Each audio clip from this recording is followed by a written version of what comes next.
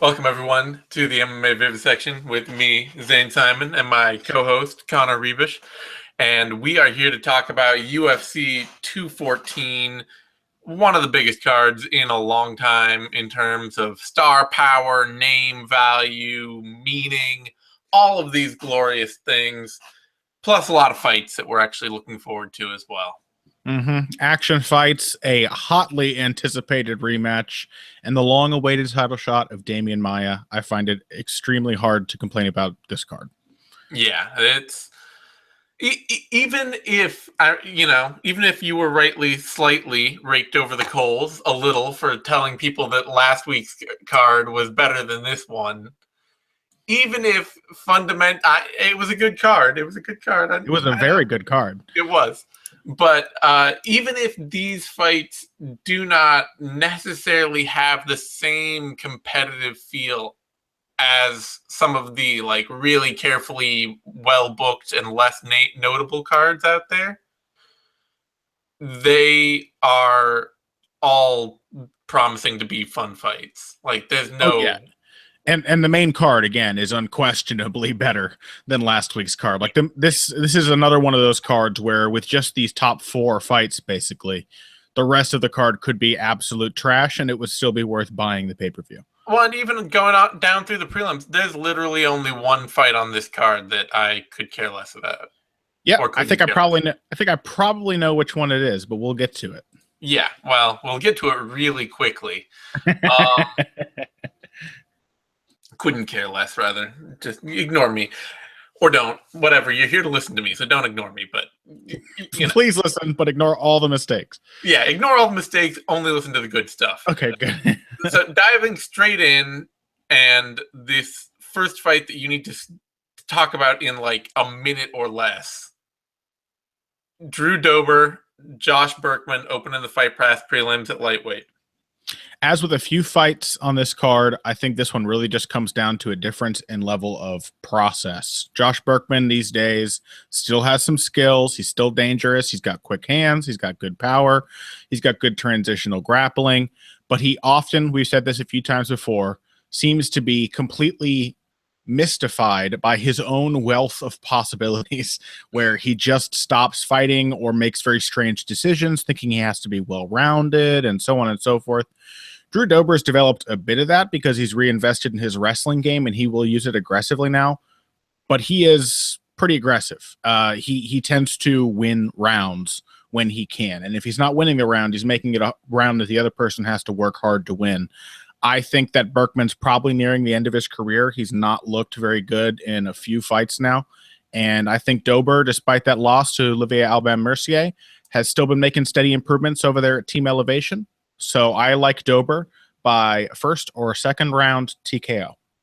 The best performance for Josh Burkman in the past 3 years was getting knocked out by Patrick Cote.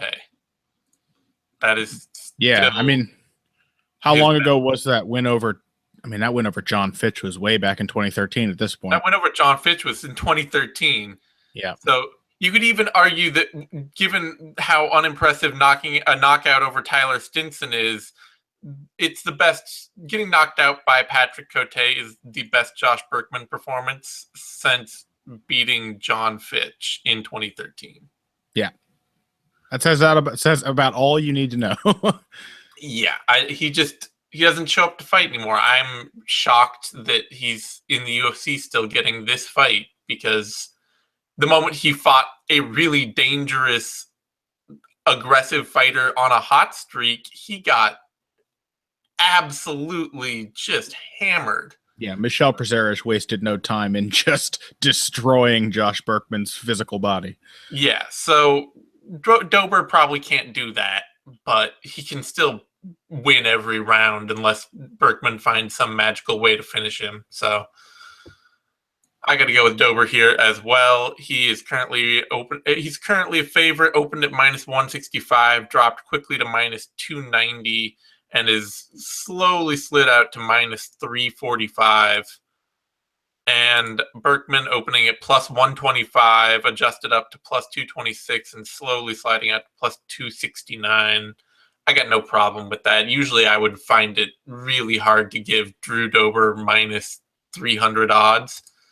But, I mean, Berkman lost a terrible fight to Zach Otto, and Drew Dober can certainly do what Zach Otto does.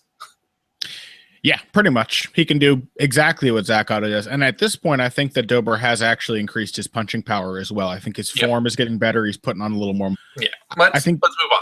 Yeah. All right. Flyweight bout now. Eric Shelton, Jared Brooks. Looking forward to this fight. Brooks is kind of a wild man to a fault. He's a small flyweight, only 5'3". Really aggressive wrestler, aggressive grappler, aggressive striker. Not a very technical striker, but powerful and just willing to go in and go after guys. Make the fight a mess, make them have to scramble with him, and then win scrambles and do well in that kind of bout. Shelton is much more, kind of strikes me as your classic composed prospect learning the ropes. Nothing he does is that deep. Nothing he does is that technical, but he has very good basic techniques down that he uses well, and he can compete everywhere. I am leaning Brooks, however, in this fight, just because I think that scrambling ability is really actually a pretty huge advantage at flyweight in a division that really puts a lot of emphasis on scrambling and those kinds of exchanges. And because I think Shelton's kind of gotten in over his head a little in the UFC, where his technique is just not deep enough yet. He's gonna, he can't. I don't see anything that punishes Brooks continually for his striking gaps in Shelton's game. Like he might be able to pick him off once or twice, but not just piece him up and pot shot him and make him pay for mistakes. He might be able to take Brooks down and then, in the ensuing scramble, get outworked, or there's just too many points where it feels like he's still trying to catch up. And he's a young prospect. Maybe he'll make a huge leap. Maybe this will be his turning point where he'll show up and he'll just look more technical and more complete and more aggressive than ever. But if that doesn't happen, I got to take Brooks to just stay on Shelton, make this fight a mess, and put the screws to him. Yeah, I mean, I'm happy that we have here two young flyweights, both good athletes in the UFC. I like that the UFC seems invested in actually trying to build this division, even though they have been talking about selling it and strong-arming Demetrius Johnson by disrespecting the flyweight division. But the thing with Eric Shelton that you brought up that really I think matters for this fight is that he doesn't have enough depth in any skill set to retain the initiative against an aggressive fighter. It was just not enough against Alexandra Pantoja. He was just a little too reactive, a little too willing to let Pantoja decide the pace and location of the fight. And Jared Brooks is just kind of a supercharged version of the same thing. He has fewer knockouts than Pantoja on his record, but I think he probably hits harder. I think he's more explosive. He's certainly physically stronger in the tie-ups and a better takedown artist and wrestler. And his ground game is probably comparable to Pantoja's. So I just don't see any path to victory here, barring like a one-shot knockout, which is always unlikely at 125, for Shelton to work his way into the fight. I think he's going to be playing catch-up for most of the rounds, and that is a kind of fight that can only favor Jared Brooks.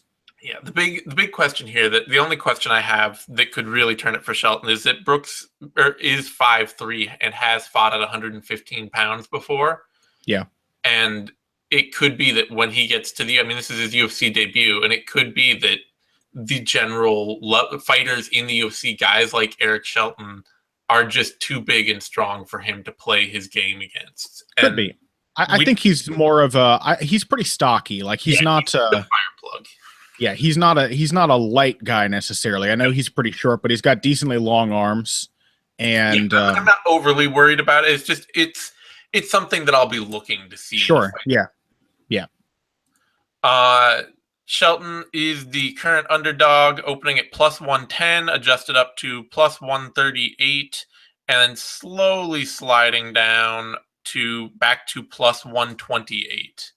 So money slowly coming in on Shelton to make this fight a little closer in the odds. Brooks opening at minus 150, dropping down to minus 167, and slowly sliding back up to minus 154. I think it's all right for these odds to be getting a little close, just because we don't know. Brooks hasn't fought in the UFC before yet. Shelton is a hot prospect and a good athlete, but as you say, I think Shelton would have to show more than he has before to win this fight. And I hope that they give Shelton a tune-up after this, because now Pantoja and then like one of the best prospects outside the UFC, he's got potential. We both see that. He needs a chance to develop his game, but this is not that chance. Not likely. Women's strawweight bout next. Kailin, Curran, Alexandra, Albu. See, I think this is the one on these Fight Pass prelims that has me least excited, and that's only because I really like Drew Dober. I like Drew Dober.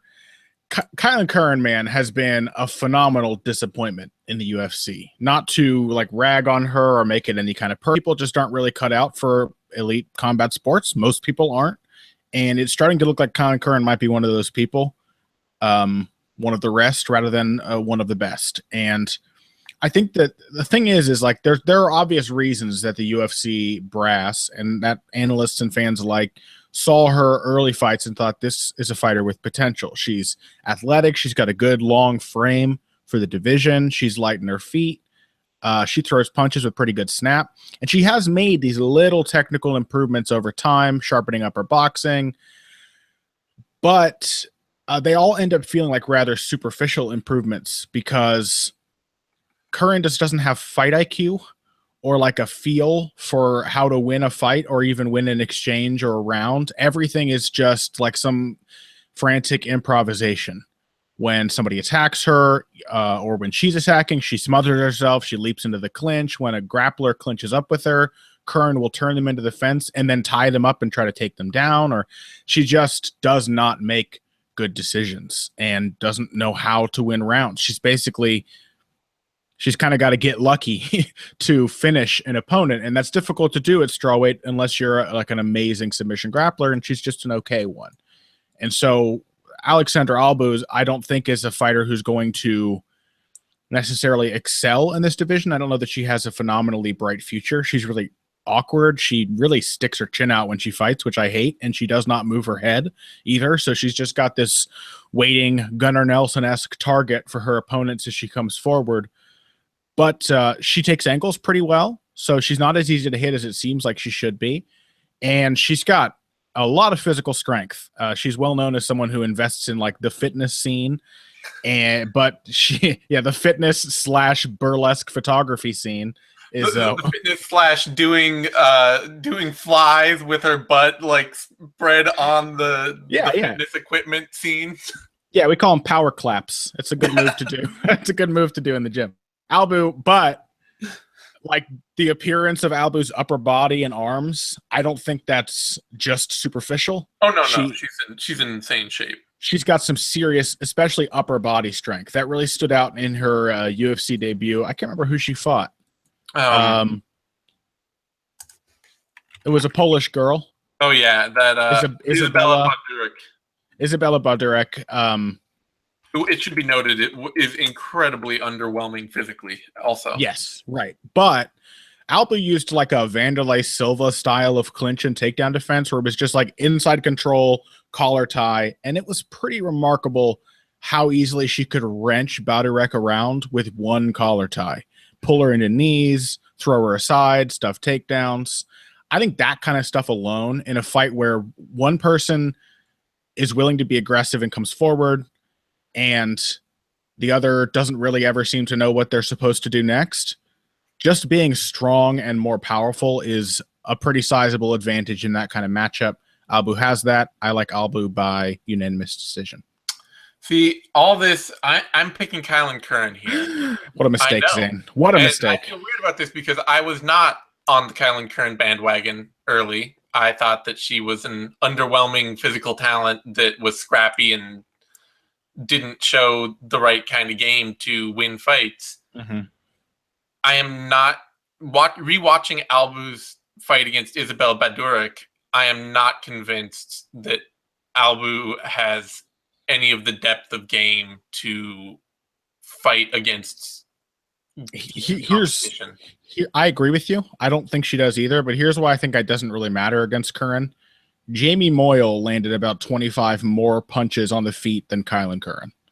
She outboxed Kailin Curran. She didn't just wrestle her and clinch her and drag her down. Jamie Moyle outboxed her. The thing is, though, that Moyle, for as underwhelming an athlete as she is hyper aggressive. She's scrappy, but I think all scrappy and goes after people. Yeah, that's true. Albu does not. Albu kind of hangs out at the edge, looking to pot shot and pick moments. Like she, in her fight against Badurek, in like somebody who just has no business being there, it was very much like just hanging out and finding single moments to land a shot and moving around and not a lot else. I just think that Curran's had enough experience and enough of the right kind of experience at this point to at least keep herself from getting choked out. And hopefully, we have 2 fights from Albu against really terrible opposition. Mm-hmm. And if she can keep herself getting choked out, I think she's just going to be busier. And I don't think Albu has the right structure of game to make Kailin Curran pay for all of the problems that Kailin Curran has in her game. Albu is like an Alex Chambers who hopefully won't submit Kailin Curran in the 3rd round. Exactly. He's a better athlete than Chambers, but it's otherwise, I get that feeling. Okay, that's not that. That's fair.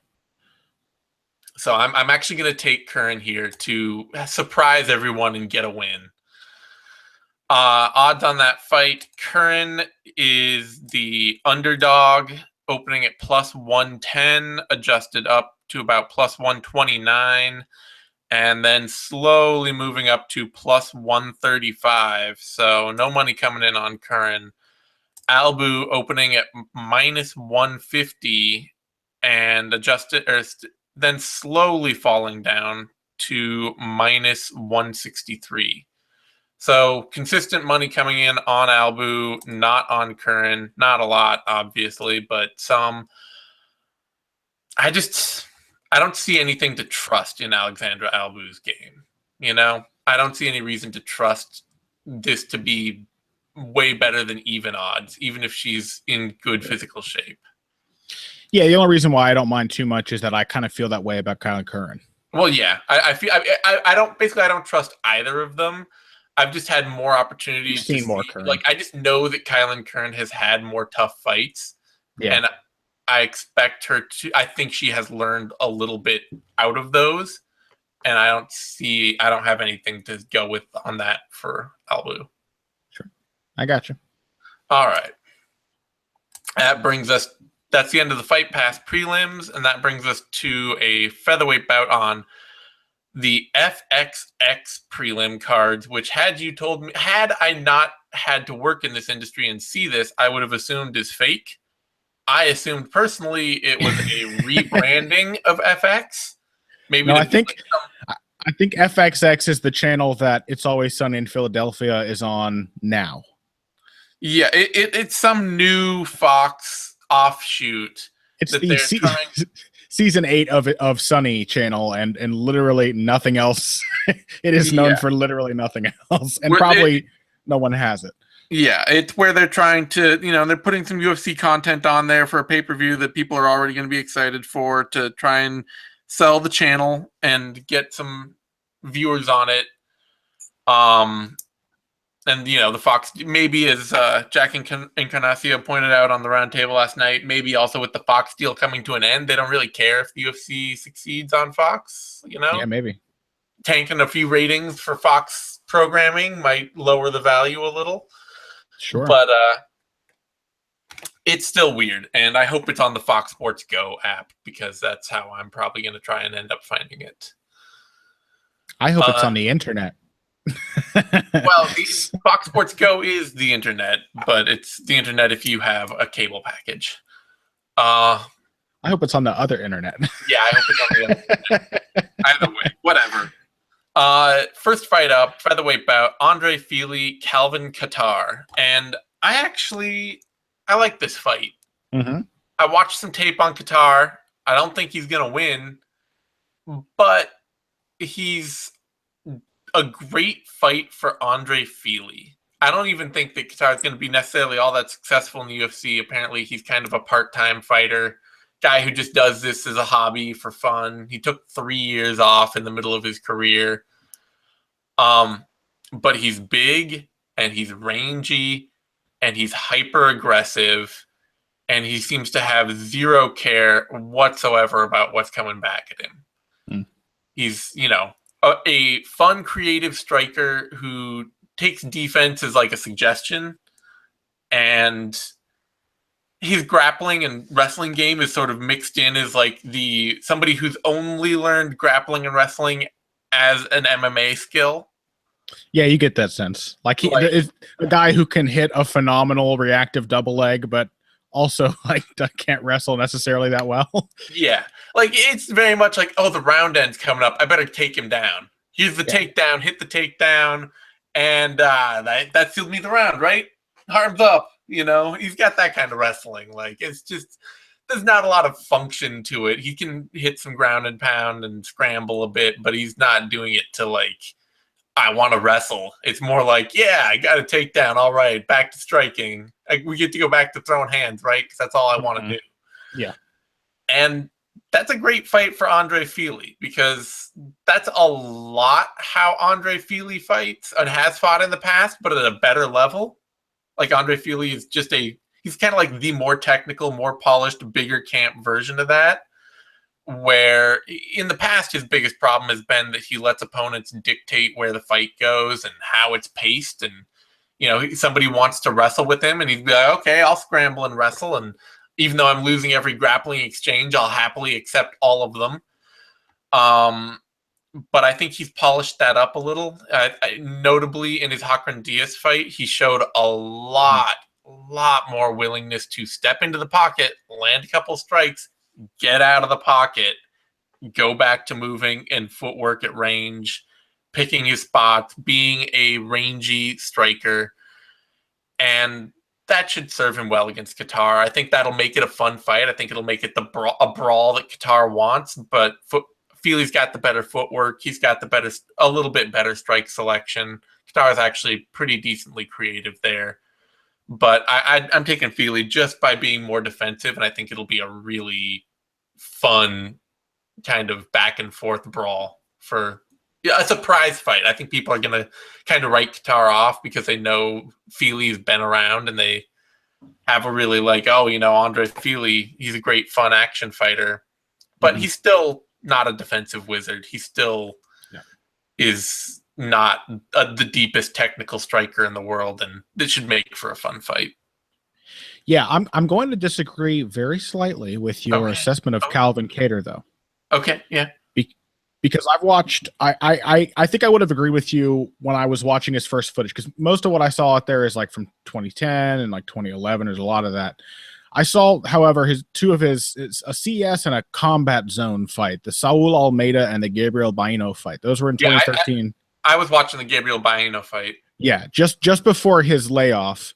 And there was improved boxing. I mean, that much was very clear. Like earlier, he had a good sense just naturally for striking. He knew his distance. He landed with power, but he would kind of smother himself at times. He would leap into clinches and he would get hit. He was way too hittable. Would kind of watch his work after he landed.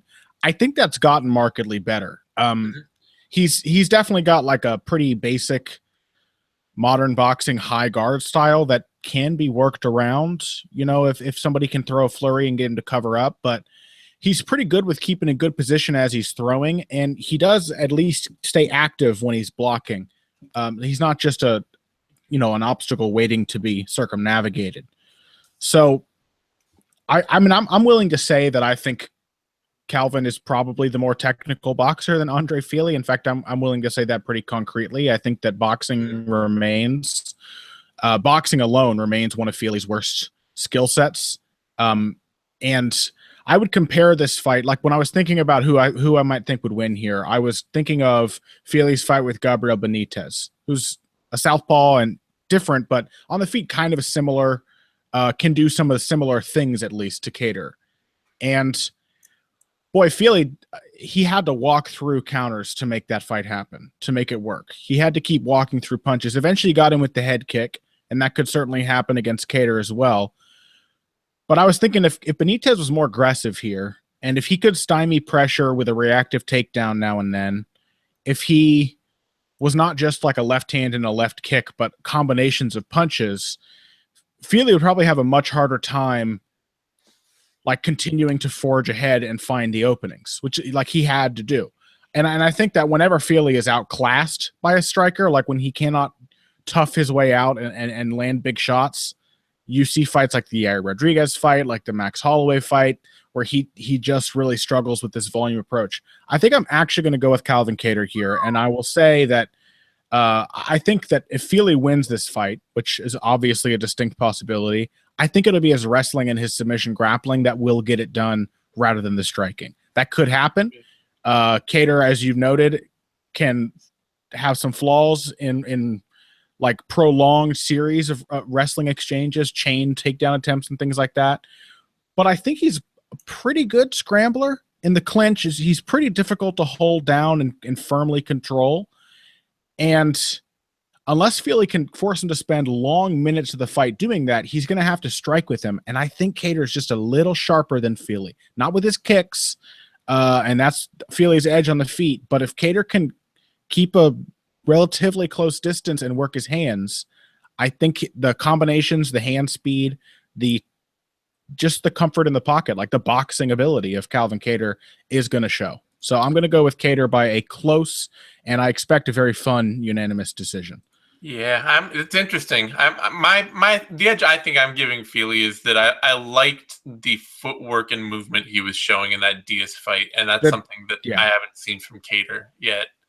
That's true. Yeah, the Diaz fight was like was a long-awaited sign that Andre Fili could actually turn into a featherweight contender. He wasn't just going to keep floating around as this aimless action fighter. But Hakran Diaz does not throw volume.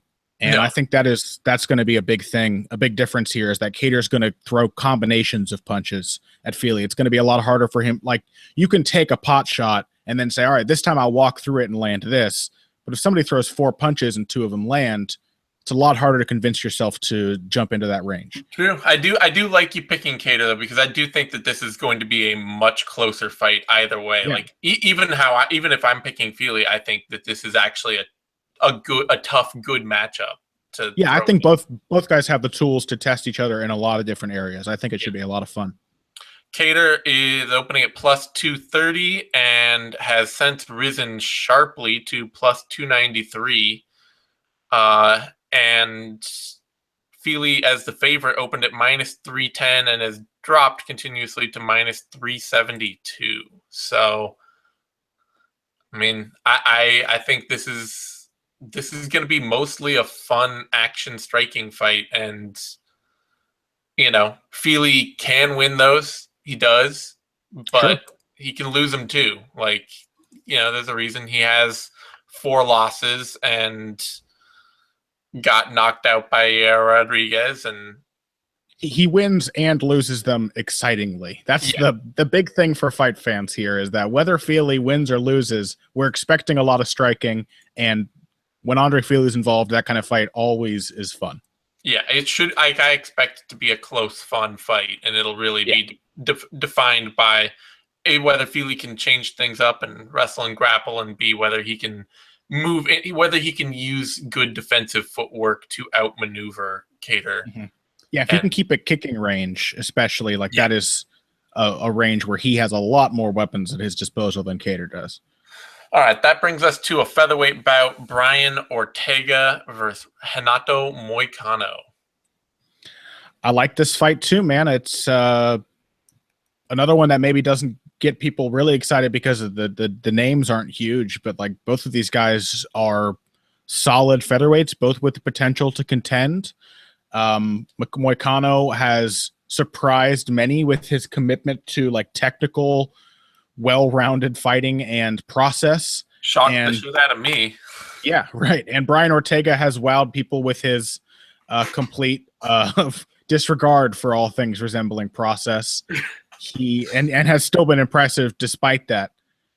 I think I'll just say that to analyze this fight, there are two things I think are most likely to happen. One is that Renato Moicano has just enough boxing ability, timing, sense of range to pick Ortega apart as Ortega comes forward in the first 2 rounds, and then Ortega submits him in the third. The other most likely option is that Moicano keeps doing that and wins. And I think that's the one I'm going with. Ortega is not as bad of a striker as he can look at times. I think the big difference is that when Ortega leads, he's about 3 times worse than he is when he's fighting off the back foot. He's got a nice jab. He's got good timing on counters and a decent amount of power as well. And so when somebody is moving after, and also his footwork is not bad either. He at least moves a lot. And so when someone's coming after him, he can pick them off and he can catch them on the way in and look okay. But when somebody is like relatively patient and stands in front of him and they're about 3 feet away and Ortega has to lead, there's about 3 gigantic flashing telegraphs before he initiates the punch that he lands. And then he lunges in off balance, really throws himself in, no defense. It's a tale of 2 very different boxers. And Renato Moicano is pretty damn solid in all realms of boxing skill. He doesn't move his head in a way that I would like. I wish he would slip punches more and, like move his head to the side rather than just pulling it straight back. But it's still pretty hard to hit him clean, even though he just moves straight back. And a lot of that has to do with his footwork. He takes angles very well. He can skip around on the outside like a lot of people do when they think of using footwork, but he can also cut a tight angle in close and deliver a counter. And then as far as jabs go, I said Ortega has a nice one, but Moicano's is beautiful. It's a really, really quick, deceptive. I was watching him throw it against Jeremy Stephens in slow motion and realizing how perfect, like even just the chain of movements in his jab is, that he moves the hand before he takes the step forward. So it's really difficult to time because the quickest part of his body is moving first. He really catches people off guard with that well-timed jab. And so basically Ortega would have to apply his grappling skills to win. And while I think Ortega probably has a deeper ground game than Moicano, he certainly does more things on the ground. Moicano has literally only ever submitted opponents by rear naked choke. That also suggests that Moicano's game is more like, hey, if I don't get the position I want, I'm not going to grapple with you. And that is not Ortega. He is willing to grapple from any position. He's one of the few guys who is aggressive enough and skilled enough to just chain attacks and sweeps and scrambles together one after the other until he can gain a good position or oftentimes submit somebody. But, again, we've been saying this for a while. That willingness to play guard is going to bite him at some point. And if that's the only option he has against Moicano, if he can't get Moicano down on his back, then he is probably going to be narrowly but pretty clearly outboxed for most of the fight. So I'm going with Moicano by decision. Yeah, here's a question. Has Brian Ortega ever won a round in the UFC where he didn't finish his opponent in that round? That is a very good question. I was just thinking something similar because he lost the first 2 rounds to Diego Brandao. I'm pretty sure he lost the first 2 rounds to Clay Guida. He was getting crushed by Thiago Tavares early. Was he really? I didn't remember that fight. Yeah, I think he hurt him, but then Tavares, most of it was Tavares taking him down and just beating him up. Right. So it's not like Yoel Romero, his third round finishes, where we see him like going 1-1 into round 3 and then getting a knockout. It's like Brian Ortega is losing until he finishes you. And while he shows flashes of real potential in there, there is just no process. Well, and I think a big part of it too is that something we've talked about with Ross Pearson is that I don't think Ortega knows that he's bad leading. Right. Yeah. He's willing. That's the big thing that I actually wanted to mention is that in this fight, if it's stuck on the feet, it's going to come down to discipline. And Moicano, like between Moicano and Ortega, it is impossible for me to imagine Ortega not being the guy who loses patience first and decides to start chasing Moicano. I think Moicano showed in that Jeremy Stevens fight. He doesn't mind if you boo. He will wait you out until you make the first mistake. Yeah. And Ortega, as a striker, is meant, you know, as you say, there's real, like, especially on the counter, there are technical moments there, but he's not Jeremy Stevens, even, you know, by any stretch. And yeah, it's really hard for me to imagine Ortega winning this fight in particular, especially Moicano as a really fresh, athletic grappler too. Somebody who's very good at getting to strong positions and keeping them. It's hard for me to imagine him just like getting stuck into the kind of problems that other fighters would against Ortega, getting wrapped up really quickly and having something locked on. It could happen, absolutely. Ortega has shown that given the opportunity and an opponent that does not respect his grappling, he can absolutely lock on a submission in a heartbeat. I mean, the speed with which Diego Brandao had to tap. Oh yeah, and that was, I think, I have it written down here. That was the first time that Brandao had tapped since, hold on. Gosh, what a long pause. You keep talking. Yeah, that's 2007. Since 2007. Fourth pro fight. Only the second time he's tapped since the very beginning of his career. Yeah. So, like, we know Ortega against good black belts is still a dangerous submission threat. Yeah, but literally my breakdown for that Brando fight was Brando will win this fight, large portions of it, and then make the kind of hilariously terrible mistake that gets him a loss, basically. It catches him a loss. Do you ever want to add like a really long, detailed explanation into the brackets after like a result on Wikipedia? So it'd be like Brian Ortega defeats Diego Brandao, submission, and in brackets like Brandao characteristically shoots himself in foot in round 3. Yeah. That's pretty much how Ortega won that fight, is Diego Brandao losing. Yeah. So yeah, Moicano should be able to pick Ortega off all fight. Yeah. Maybe make it a blander performance than I want for a fight between two good featherweight prospects. That brings us to a catchweight bout. Oh, no, that brings us to the odds. Odds on that fight. Renato Moicano opening at -180, adjusted up to -141. And then just kind of sliding around right there, dropping slowly back out to -153 now. Brian Ortega opening at +140, dropping down to, adjusted down to +116, and sliding slowly back up. Looks like some late money coming in on Moicano has Ortega back up to +127.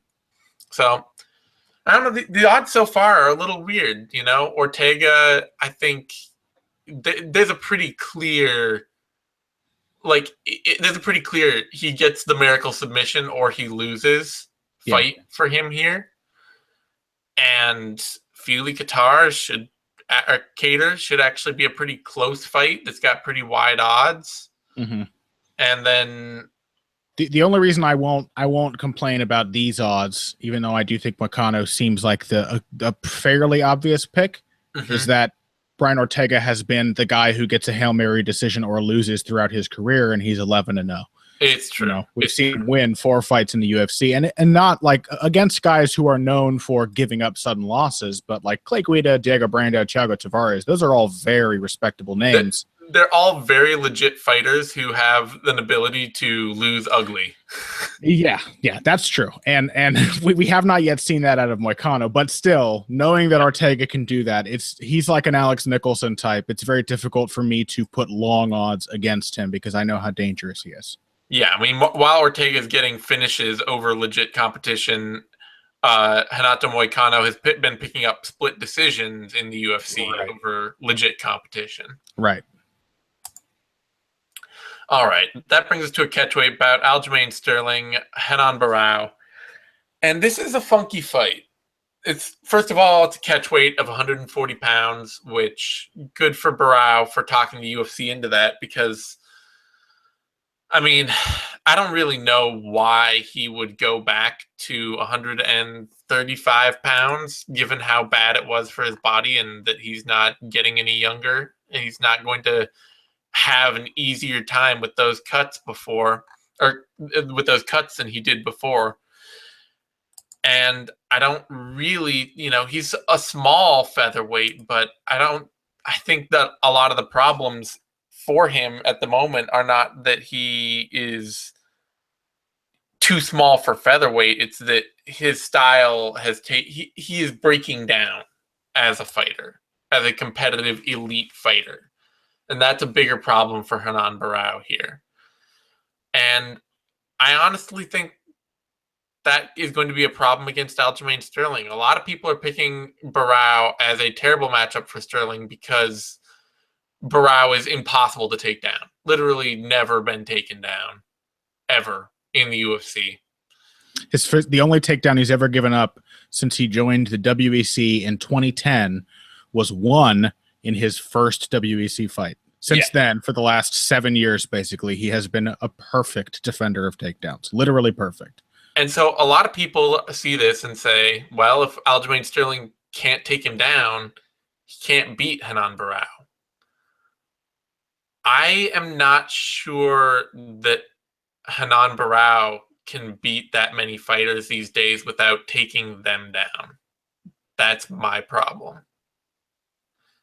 Even against Philippe Nover, that was a pretty even striking contest that eventually was predicated on Barao getting takedowns and being able to,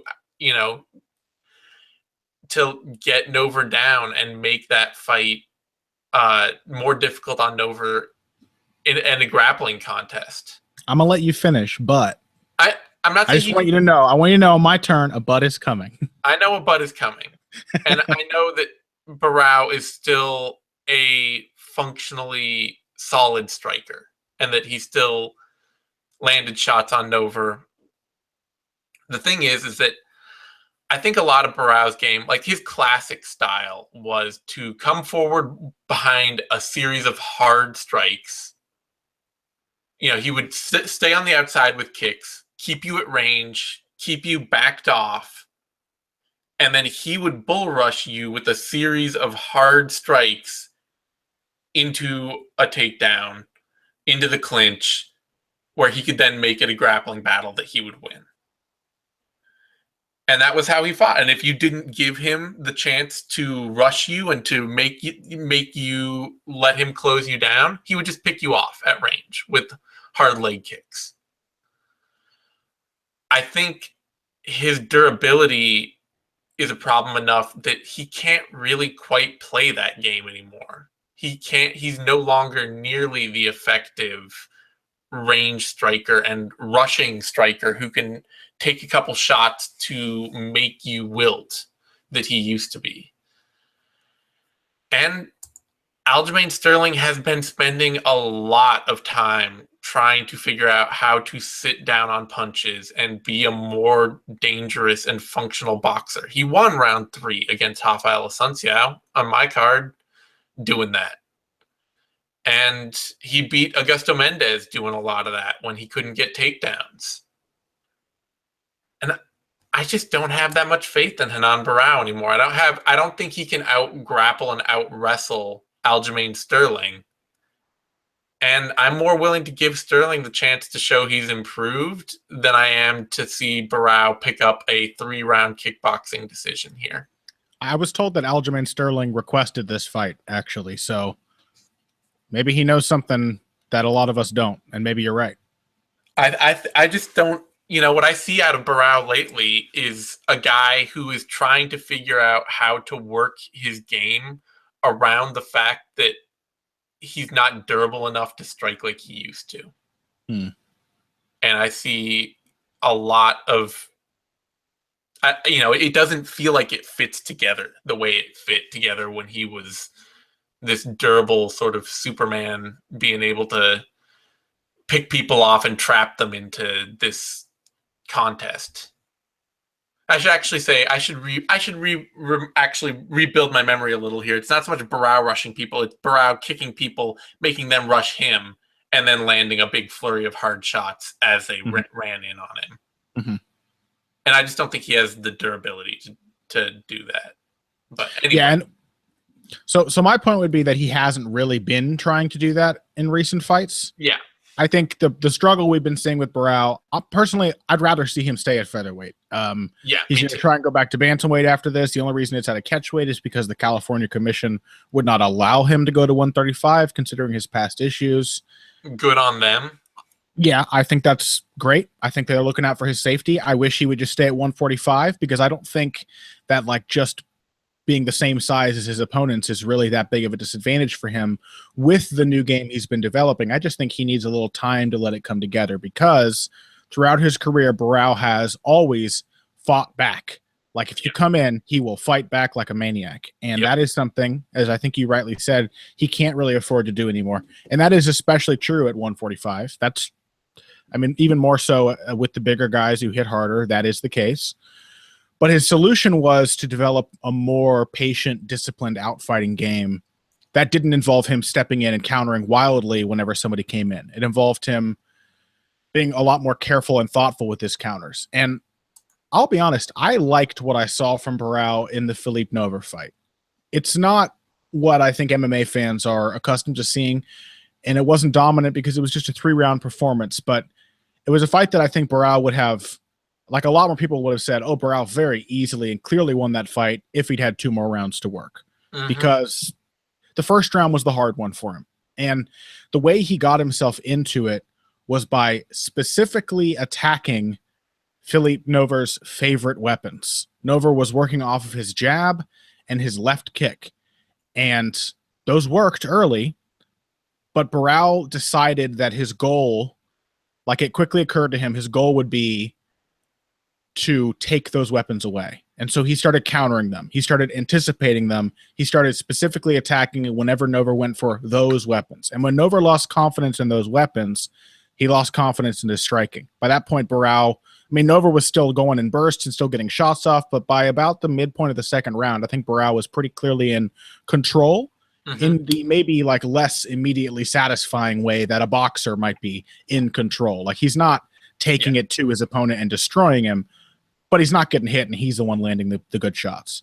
And then scoring, you can say he wouldn't have won the fight with a takedown, but I can't complain when Barao goes for a takedown with 30 seconds left in the round and seals the round. I think that's just a veteran move. Oh, it is. I'm just, it raises questions to me as to. No, I get you. Yeah. Yeah, I'm not trying to throw you under the bus. I just think, I think there are still things. Well, we lost him. We lost him when he was disagreeing with me, which is the best time to lose him, frankly. Hello, here I am. Hey.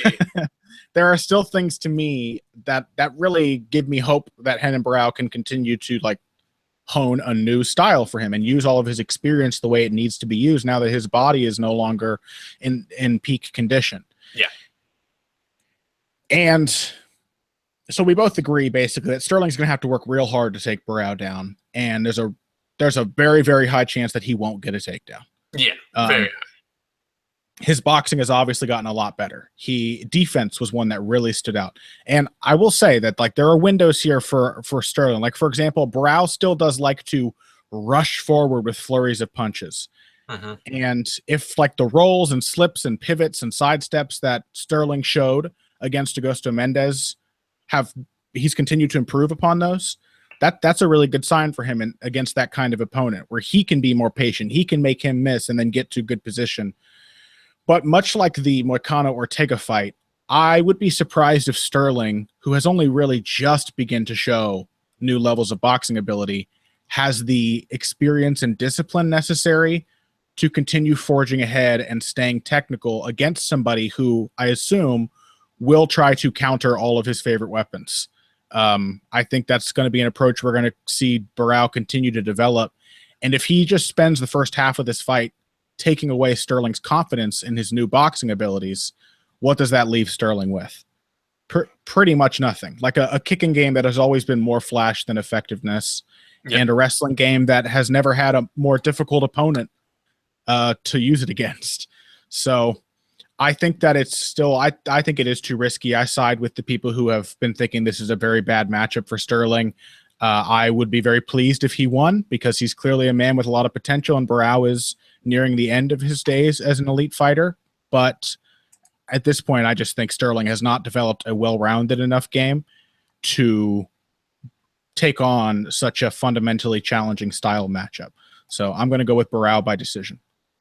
All right. I get why everybody's picking Barao, and I see it. I have this feeling that what we're seeing is a lot more covering for a fighter that can't compete at an elite level than I want to think that it is. Yeah, and Phil McKenzie is with you, for the record. I think he's picking Sterling as well, and I always respect Phil's MMA analysis. Phil has a sight line on crazy shit. Like I think he's still got one of the best picking percentages on Bloody Elbow. He's got a good eye for this kind of stuff. So he does. So I'm happy to know that Phil's right there with me. There you go. Let's see. Aljamain Sterling is the slight favorite, opening at -110. Adjusted down to -147 and slowly drifting back to closer odds, -127. Renan Barao opening at -130, adjusted up to +113 and slowly drifting back to +102. If you are a firm believer like Connor in Renan Barao, and this just being an awful style matchup, as several other very smart people are, not just Connor, then Barao as an underdog is got to be tempting. I don't know. Yeah, actually, as we all know, I don't bet, so I say what I see. Yeah, I'm not surprised that the odds are relatively close, because Barao has not been like getting stellar wins like he used to. People have the impression that he's done since the Dillashaw fights, but I think there is good reason to think that Barao at underdog odds is at least a little bit of a value. All right. Unfortunately, too, so far, I think there's not. Wait, actually, let's go to Brian Ortega, Renato Moicano. I want to see what the prop on Ortega by submission is. +425 on Ortega by submission. Which, I mean, if you're gonna bet on him, that's the way to do it. Honestly, but just thought I'd check that. Maybe otherwise, I'm trying to think if there are any other fights that would have meaningful prop bets on them. That seems like the only one so far. All right, that brings us to the final prelim. Ricardo Lamas, Jason Knight, featherweight bout. Go after it. Jason Knight, man. The man with too many nicknames to count. Wikipedia says now? Yeah, Wikipedia says the Kid, which was his original. He always had the Kid, which made no sense. No, Mississippi Mean, which is a great nickname, and of course Hick Diaz. All of those are now on his Wikipedia page, and they're all, except for the Kid, very fitting. I guess the Kid's fairly fitting. He's young. He's young, whatever, but he can't be the Kid forever. He can't be the Kid. It doesn't say as much as Mississippi Mean, and although I will say the most ironic nickname on this card is Calvin Caters, because Calvin Cater is the Boston finisher, and he hasn't finished a fight since like 2010. It'd be even better if he wasn't from Boston. He's the Rochester, Maine decision getter. What a nickname. Jason Knight has built a lot of momentum in this division, and what a change it's been since that first fight of his, which we both very confidently predicted he would lose, and he did, to Tetsuya Kawajiri. At the time, he was really just a submission grappler. Most of his wins up to that point were like bizarre submissions. He was a guard grappler, really, almost entirely. Triangles, gogoplatas. He is one of the few guys who goes for a rubber guard, as TP Grant was saying on Twitter earlier today, who does it well. He knows how to work a rubber guard. He's got a sophisticated attack from there. And that gave Chaz Skelly surprising trouble on the ground. Who knows if it won't give people like Ricardo Lamas trouble.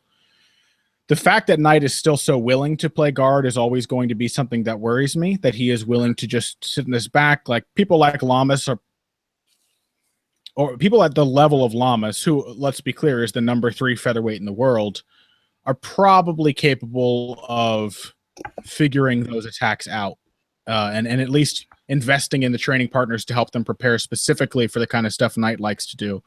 But the rest of Knight's game has also really been coming along, specifically his boxing. He's still pretty hittable. He's not like the slickest guy in the world, but he really, really, for a guy who swings punches and scowls and growls at people like a brawler, he shows surprisingly deft timing and skill on some of his shots. He's got a great counter right hook. That was a big problem for Chaz Skelly. He puts his combinations together well, does not mind being hit, and yeah, it makes him a pretty tough guy to deal with. I think that aggression and commitment to taking the fight to the opponent is probably going to be a very slight key edge for Jason Knight in this fight. Lamas is the slickest striker that Knight has faced up to this point. I think he likes to take a longer distance. He likes to pot shot with low kicks, and he's got a few tricks up his sleeve, and he's also a pretty good wrestler. Never been astounding, but a pretty good wrestler when he uses his wrestling.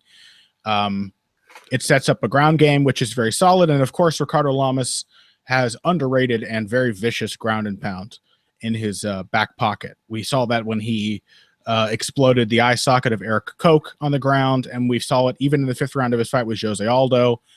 Lamas on the ground is not going to be the same kind of treat that some of Knight's other opponents have been. But Lamas throws down when he has to. You know what I mean? He doesn't like to scrap with people. He does it because he has to. He will do it, but that is Jason Knight's whole thing, is taking the fight to his opponents and putting a pace on them and making them work. I think that may be just enough for him to win 2 of 3 rounds against Lamas. But Lamas is incredibly tough. He's got a striking arsenal that may give Knight a lot of problems. I think those low kicks could be really useful if Lamas can avoid boxing range. And Lamas has the takedowns. Knight has worked really hard on his wrestling. He showed some nice defensive wrestling against Chaz Skelly, but when he's taken down, he doesn't really work hard enough to get up. So we'll see. It'll be a proving sort of opportunity for Jason Knight. I mean, beating the number 3 featherweight in the world would automatically thrust him into title contention. Yeah. But he is going to have to continue showing improvements to make that a reality. I have a little bit of faith in him because he has shown such dramatic improvements from one fight to the next. I think he's going to continue getting better, and I think he's really hungry for this win, but he will have to show yet more improvements to beat Ricardo Lamas. But that being said, I am picking him. Yeah. I'm not, because this is my boring pick. If I'm picking Aljamain Sterling to be exciting, I'm picking Ricardo Lamas based on the classic feelings about Ricardo Lamas, which are basically that if you give him a lot to work with, he will usually make it work. Mm-hmm. The tighter, the more controlled you are against Ricardo Lamas, the more his style breaks down these days. Like, classically, that may not have been, the dude who's getting knocked out by Danny Castillo and Yuri Alcantara does not reflect the fighter that Ricardo Lamas is now.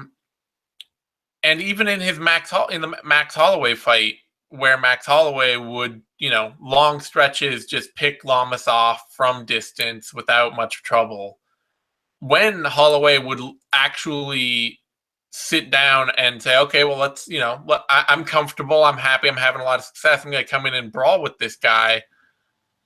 Lamas made him pay for that repeatedly. Yeah.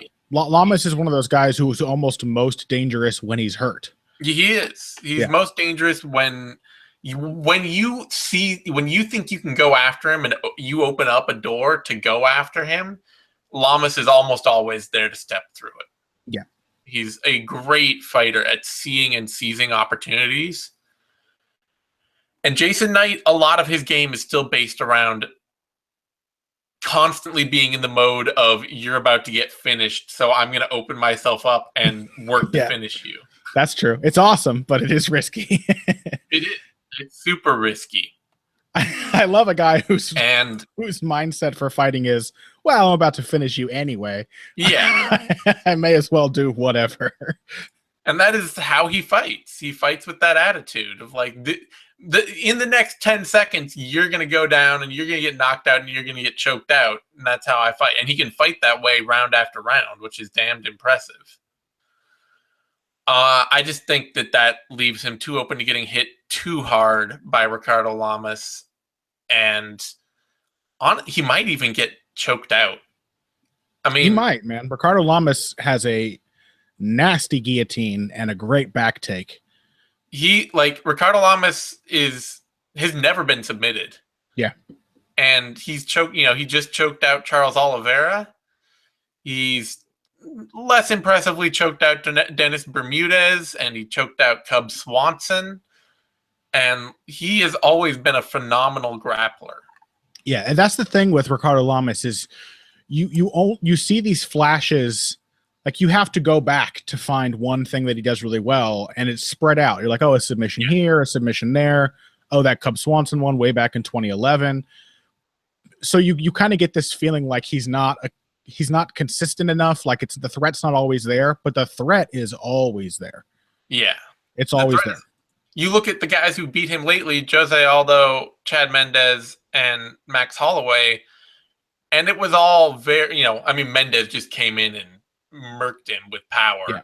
They were just much more dangerous and or technical strikers, but Knight's dangerous. I think Knight probably hits harder than Max Holloway on single shots, but he definitely doesn't have. He's not like he's not a one-punch knockout machine. No, mostly. Yeah, he has surprising timing and fearlessness and accuracy, which overwhelms people really quickly. Yeah, but he does not have Max's skill, and certainly not Jose Aldo's skill, and he certainly doesn't hit like Chad Mendez. He's walking a line between some of those guys. So I think Knight may be able to win moments of this fight. He may be able to win a round or two, but I feel like at some point he's just going to walk himself into something too dangerous, and that Lamas will take over from there, or will just be able to spend time on top and out grapple him.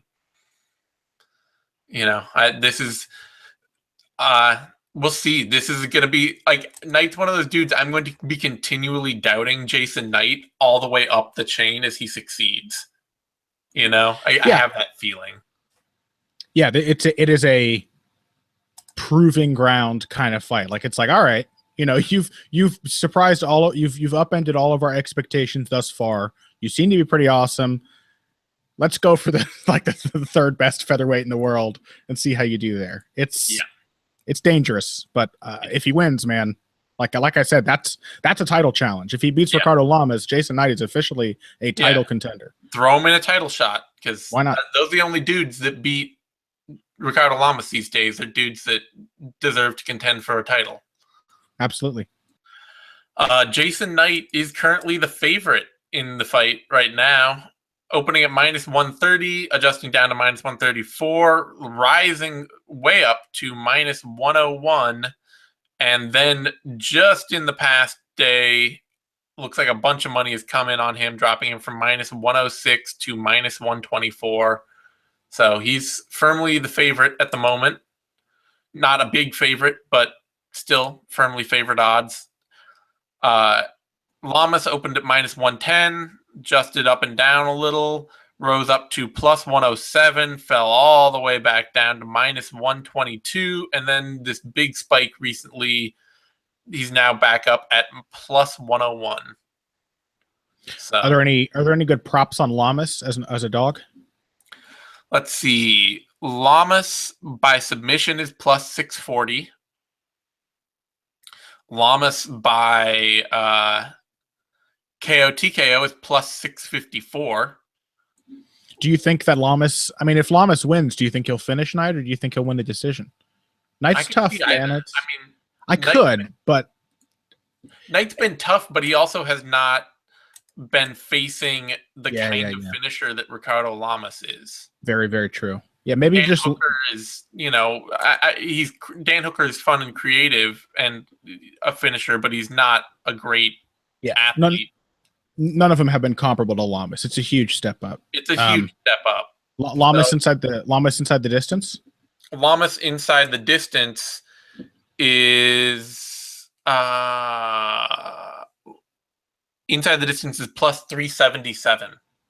I mean, that might be a bet. If Lamas wins, he often wins by surprising finish. And it is a big step up for Jason Knight. So, yeah, it's an interesting. I think Knight right now is getting a lot of positive attention and a lot of hype, and so it may be pushing him into a favorite status that his fights alone have not necessarily earned. Although I'm super excited to watch him. Even picking him, it's hard for me to say Jason Knight deserves to be the favorite over Ricardo Lamas, Yeah. So I think Lamas is worth some kind of look there, at least for bettors. Anyway, that brings us to the main pay-per-view card and a light heavyweight bout between Jimi Manuwa and Volkan Oezdemir. And let's see. This is me. Lucky you. A referendum on light heavyweight, if ever there was one. A reflection of the division, a point to look and shake our heads a little. It was the worst of times. It was the worst of times. Yeah, because quite frankly, Volkan Oezdemir can absolutely win this fight. Yeah, Volkan Oezdemir has with this win, he'd be the number one title contender in the division. Volkan Oezdemir can win this fight absolutely and be the top contender in the division. Yeah. Absolutely, unquestionably.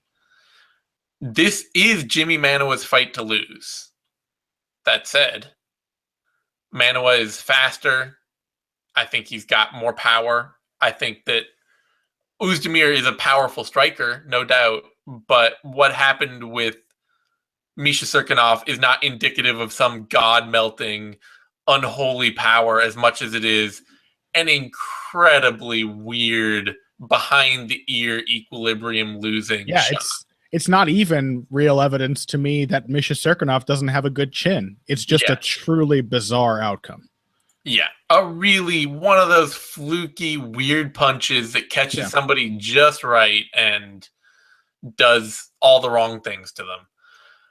Otherwise, Oezdemir is a good, solid boxer with one of the big keys to him beating OSP is that he actually has a sense of range and where the pocket is and how to fight in it.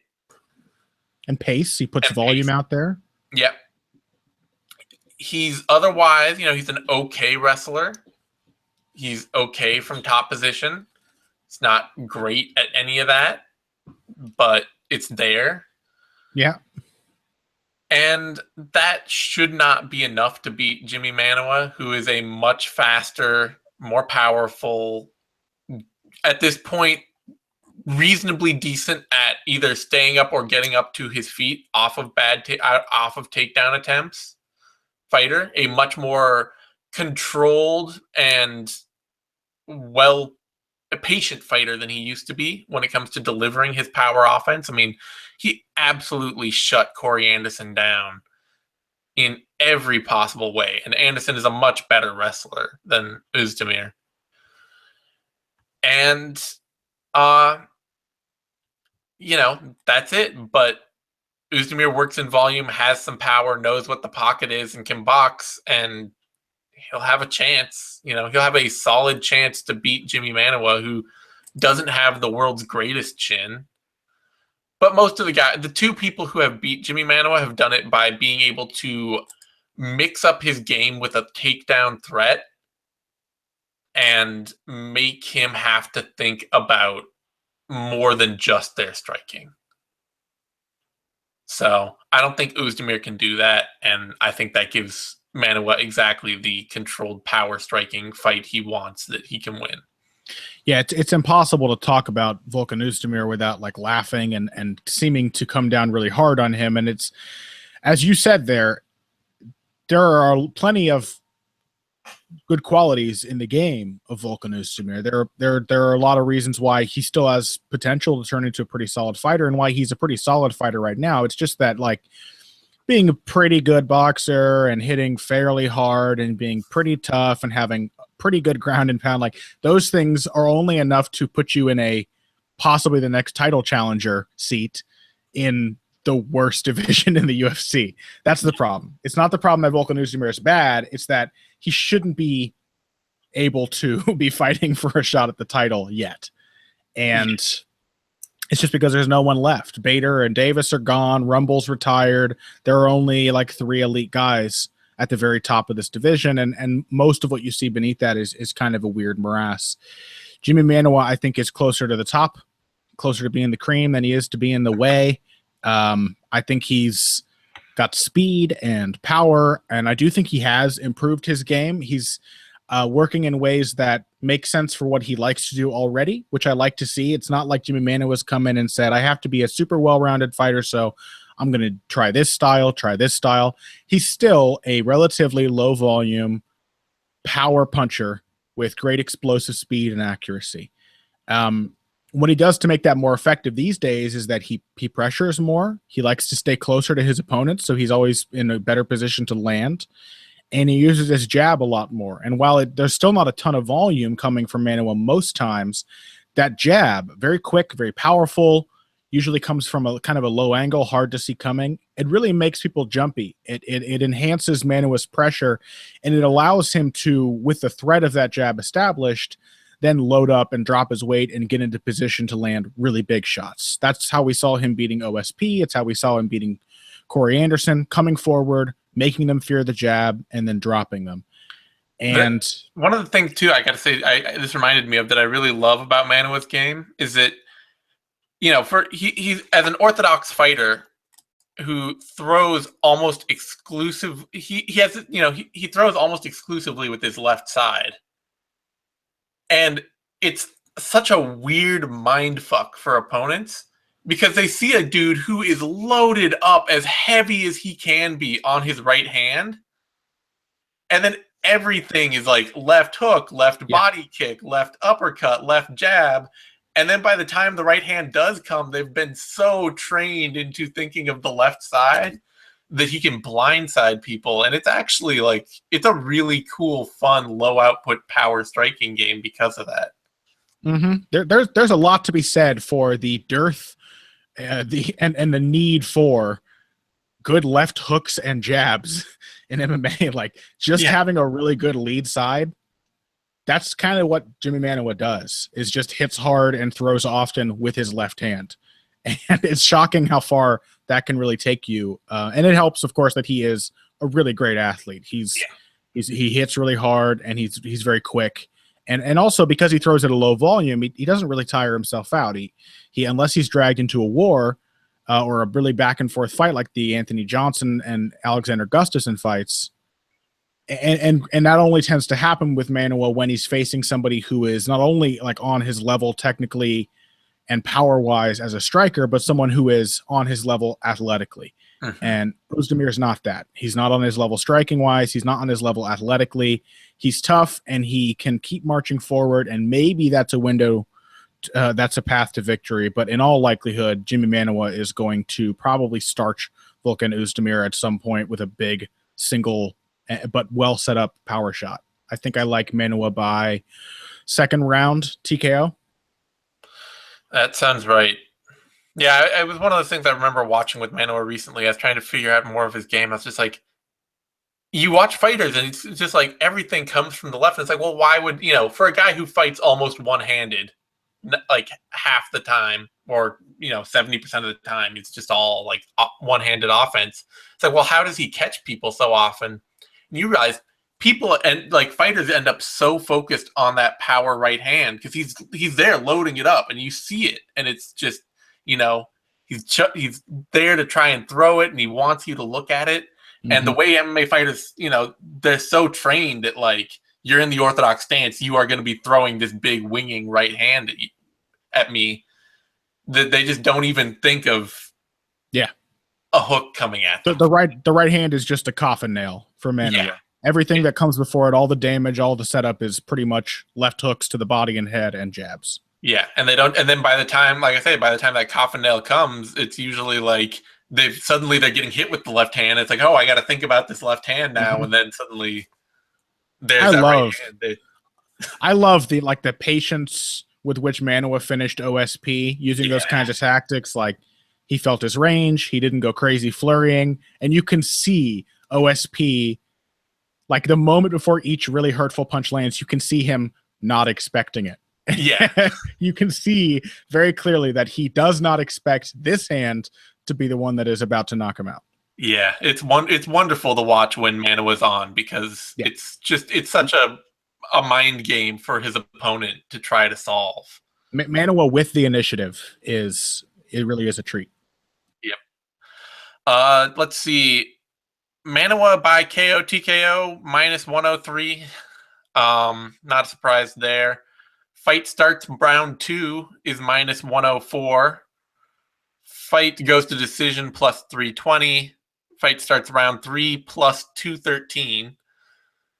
And let's see. Oezdemir by TKO KO is +280. So, yeah, you can't hear you. You're muted. I don't want to bet on any of those. No. Is what I was saying. They're all too accurate, I think. They're all the odds reflect the likelihood of those things happening. Yeah. Manuwa opened at -190, adjusted up to -150, dropped slowly down to -209 before a bunch of money came in on Oezdemir, it seems like, and brought him back up to -180, and now he's slowly falling back again to -184. I'm fine with that. And Oezdemir opened at +150, dropped to +123, rose slowly all the way up to +170, and then that dropped the money coming in on him to +148, and now he's slowly sliding back up again. So, I'm cool with it. Yeah, I think they could be a little odder or a little wider, but Oezdemir's proven people wrong as the underdog for his whole UFC career so far. So Oezdemir could be the all god. He seems unstoppable. So he does. It's true. Who knows? Who knows? All right, welterweight bout: Robbie Lawler, Donald Cerrone. The one we've all been waiting for. The people's main event of this card.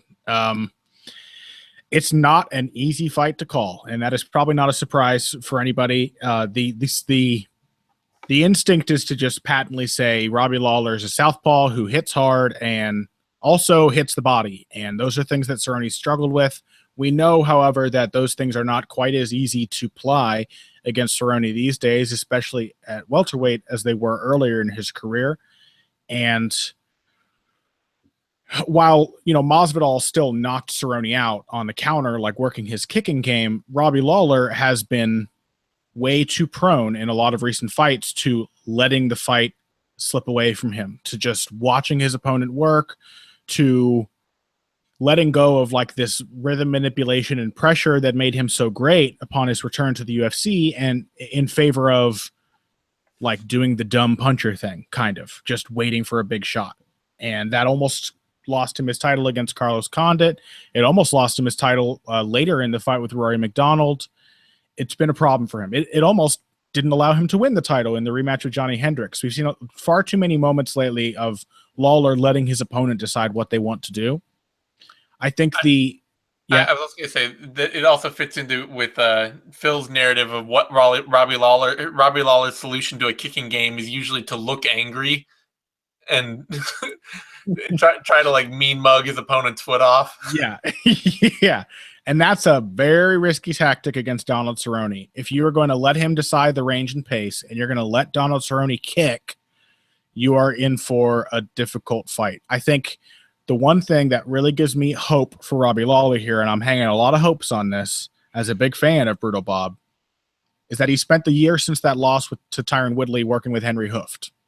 Oh. And while Hooft has become a little notorious for his questionable cornering tactics, he is undeniably one of, if not the best technical kickboxing coaches in MMA. He turns good, athletic, powerful fighters into really consistent, dangerous strikers. And guys like Michael Johnson and Anthony Johnson, despite having struggling to maintain discipline and composure, that Hooft has sometimes hurt those guys, I think, with his corner work. But no one can say that Michael Johnson and Anthony Johnson are not 10 times better as strikers today than they were before they started working with Henry Hooft. I mean, Anthony Johnson in particular became a technical marvel on the feet working with Hooft. And Lawler does not have confidence trouble that you would ever worry about. Yeah, it does. Sometimes he doesn't listen to his corner.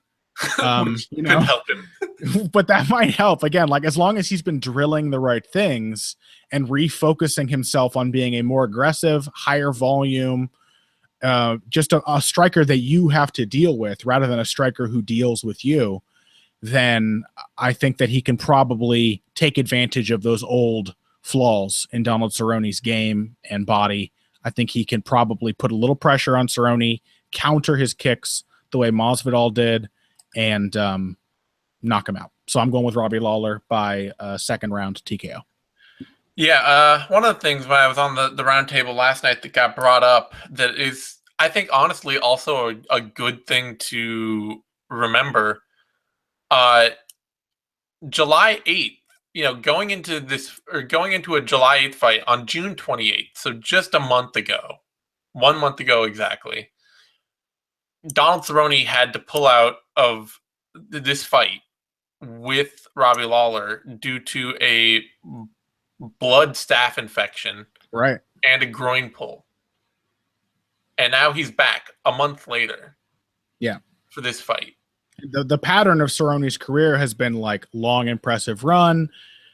Either he overtrains or folds under pressure and loses in the big fight, and then usually he begins his next impressive run after that. But for a while now, Cerrone pushed away these worries by sharpening up his game and going up to welterweight. But for a while now, we've been thinking the other shoe's got to drop for Cerrone at some point. He's not a young man. He's been fighting at a ridiculous schedule since 2006. Of action fights too. He's not Donald Cerrone never takes damage in his fights. Oh yeah, he's been having crazy action fights since the bout with Rob McCullough. One of his first WBC bouts was an insane war in which Cerrone was dropped twice in the first round. So at some point, I mean, obviously we should be saying this about Robbie Lawler as well, but Robbie Lawler, after getting knocked out by Tyron Woodley, took a year off. Right. Where Cerrone just suffered a traumatic event a month ago. Lawler said they tried to make this fight a couple of times earlier, and he said, no, I want to wait. I need more time. I need more time to recover. I need more time off. Yeah. He lost his striking coach before that Woodley fight, and it was something we noticed really was bad for him. But hearing that he's been working with Hooft again, actually, that to me is well, that kind of solves a major problem that Robbie Lawler had going into that Tyron Woodley fight. Yeah, and what does Henry Hooft teach people? We even in a much lesser athletic specimen like Volkan Oezdemir, good technical fundamentals, pace, combinations, the things that Robbie Lawler's been missing and desperately needed, while still winning fights, by the way, are the things that Hooft does well. So the other thing here that has me picking Lawler is partially just because I'm a passionate fanboy for Robbie Lawler. He's one of the few fighters that I just am who isn't? If you're not a Robbie Lawler fanboy, you haven't watched Robbie Lawler fight yet. That's it. And the other thing is that both he and Cerrone are slow starters. And for Cerrone, being a slow starter is often about setting up an opponent. What he wants to do is I'm going to land this kick here. I'm going to land this low kick, and later it's going to turn into a head kick. Or I'm going to land this straight punch, and later it's going to turn into an uppercut. Or I'm going to land he sets up his striking in ways that as the fight goes on, his opponents become confused because they saw these same things earlier and now they're different. It's a very good classic practiced slow starters building kit for taking over a fight late. Mm-hmm. Robbie Lawler starts slow, and it's not to that effect.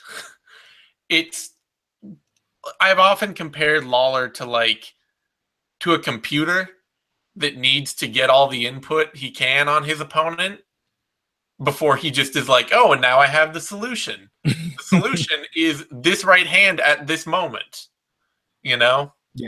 And at times that, especially against a fighter like Tyron Woodley, that's a really terrible idea. Mm-hmm. You don't just want to let Tyron Woodley deliver punch input to your face. Your game plan against a guy with shocking speed and power should never be, I want to see what he's got first. Right? Yeah.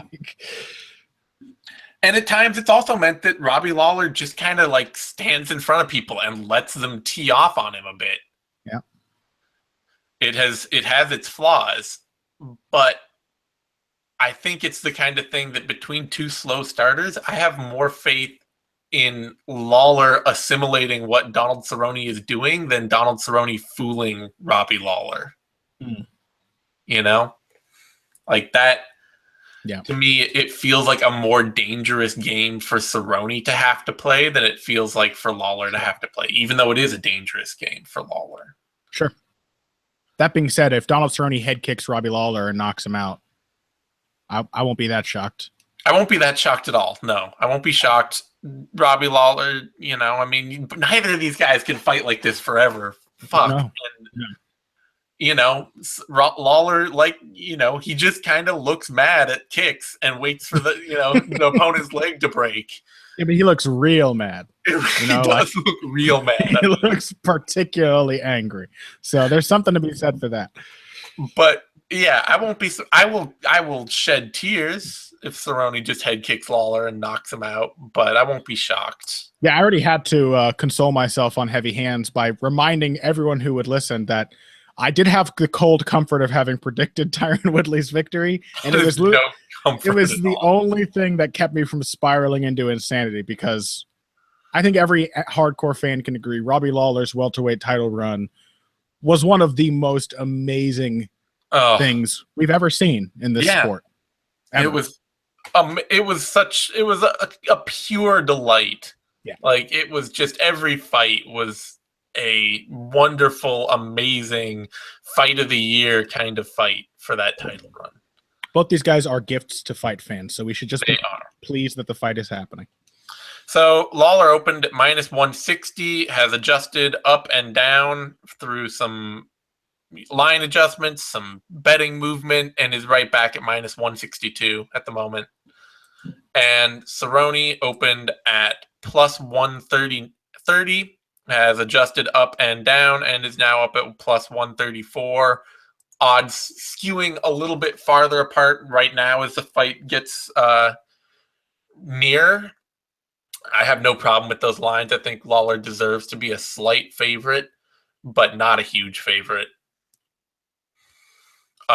Let's see. Are there any Lawler by TKO KO +150, Cerrone by TKO KO +540? That's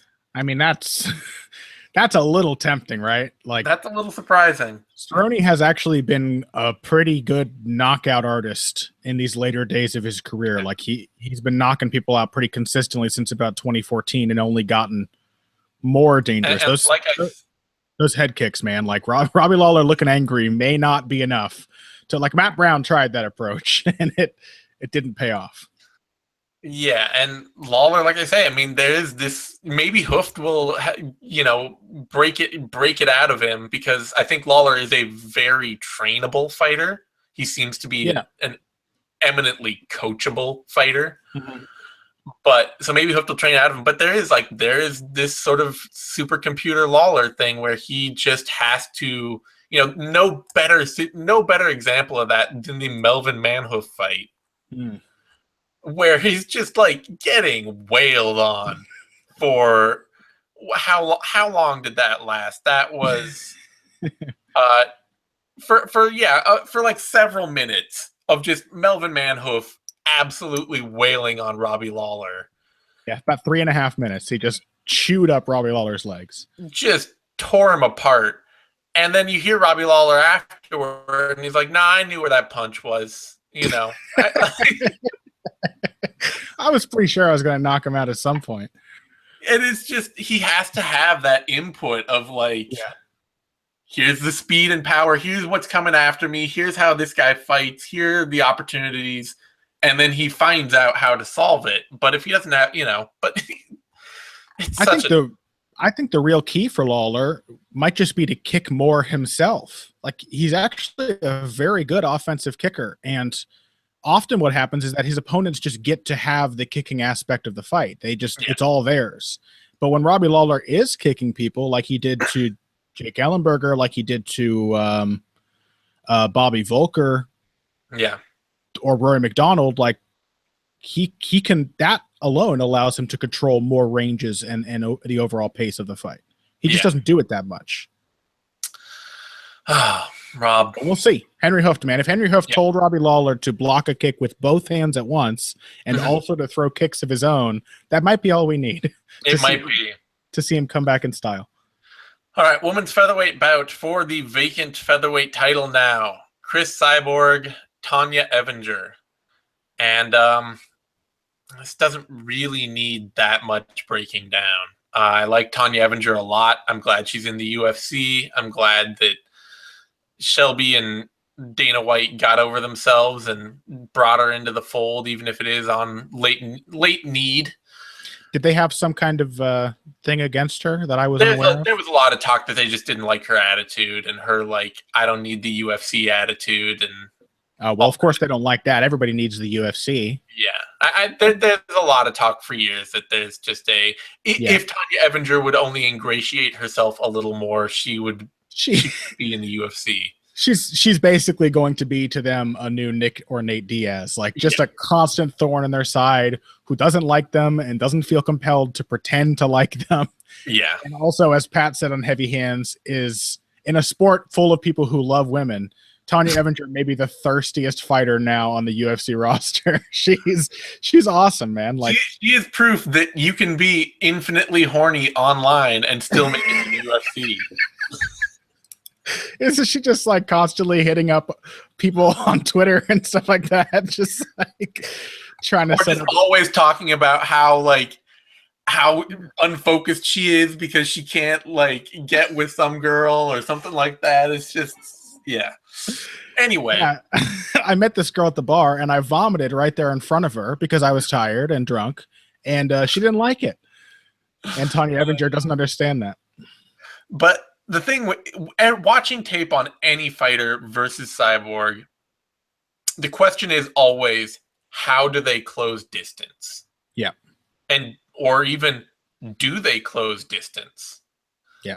The fighter that is most likely going to beat Cyborg outside of a miracle submission is going to be somebody, and the miracle submission actually seems like a miracle. I mean, I know Cyborg was armbarred once in her debut, but otherwise she has gone multiple rounds with Marlis Conan without one. The biggest mistake MMA fans tend to make is assuming that Cyborg can't wrestle or grapple. Yeah, she's a phenomenal wrestler and grappler.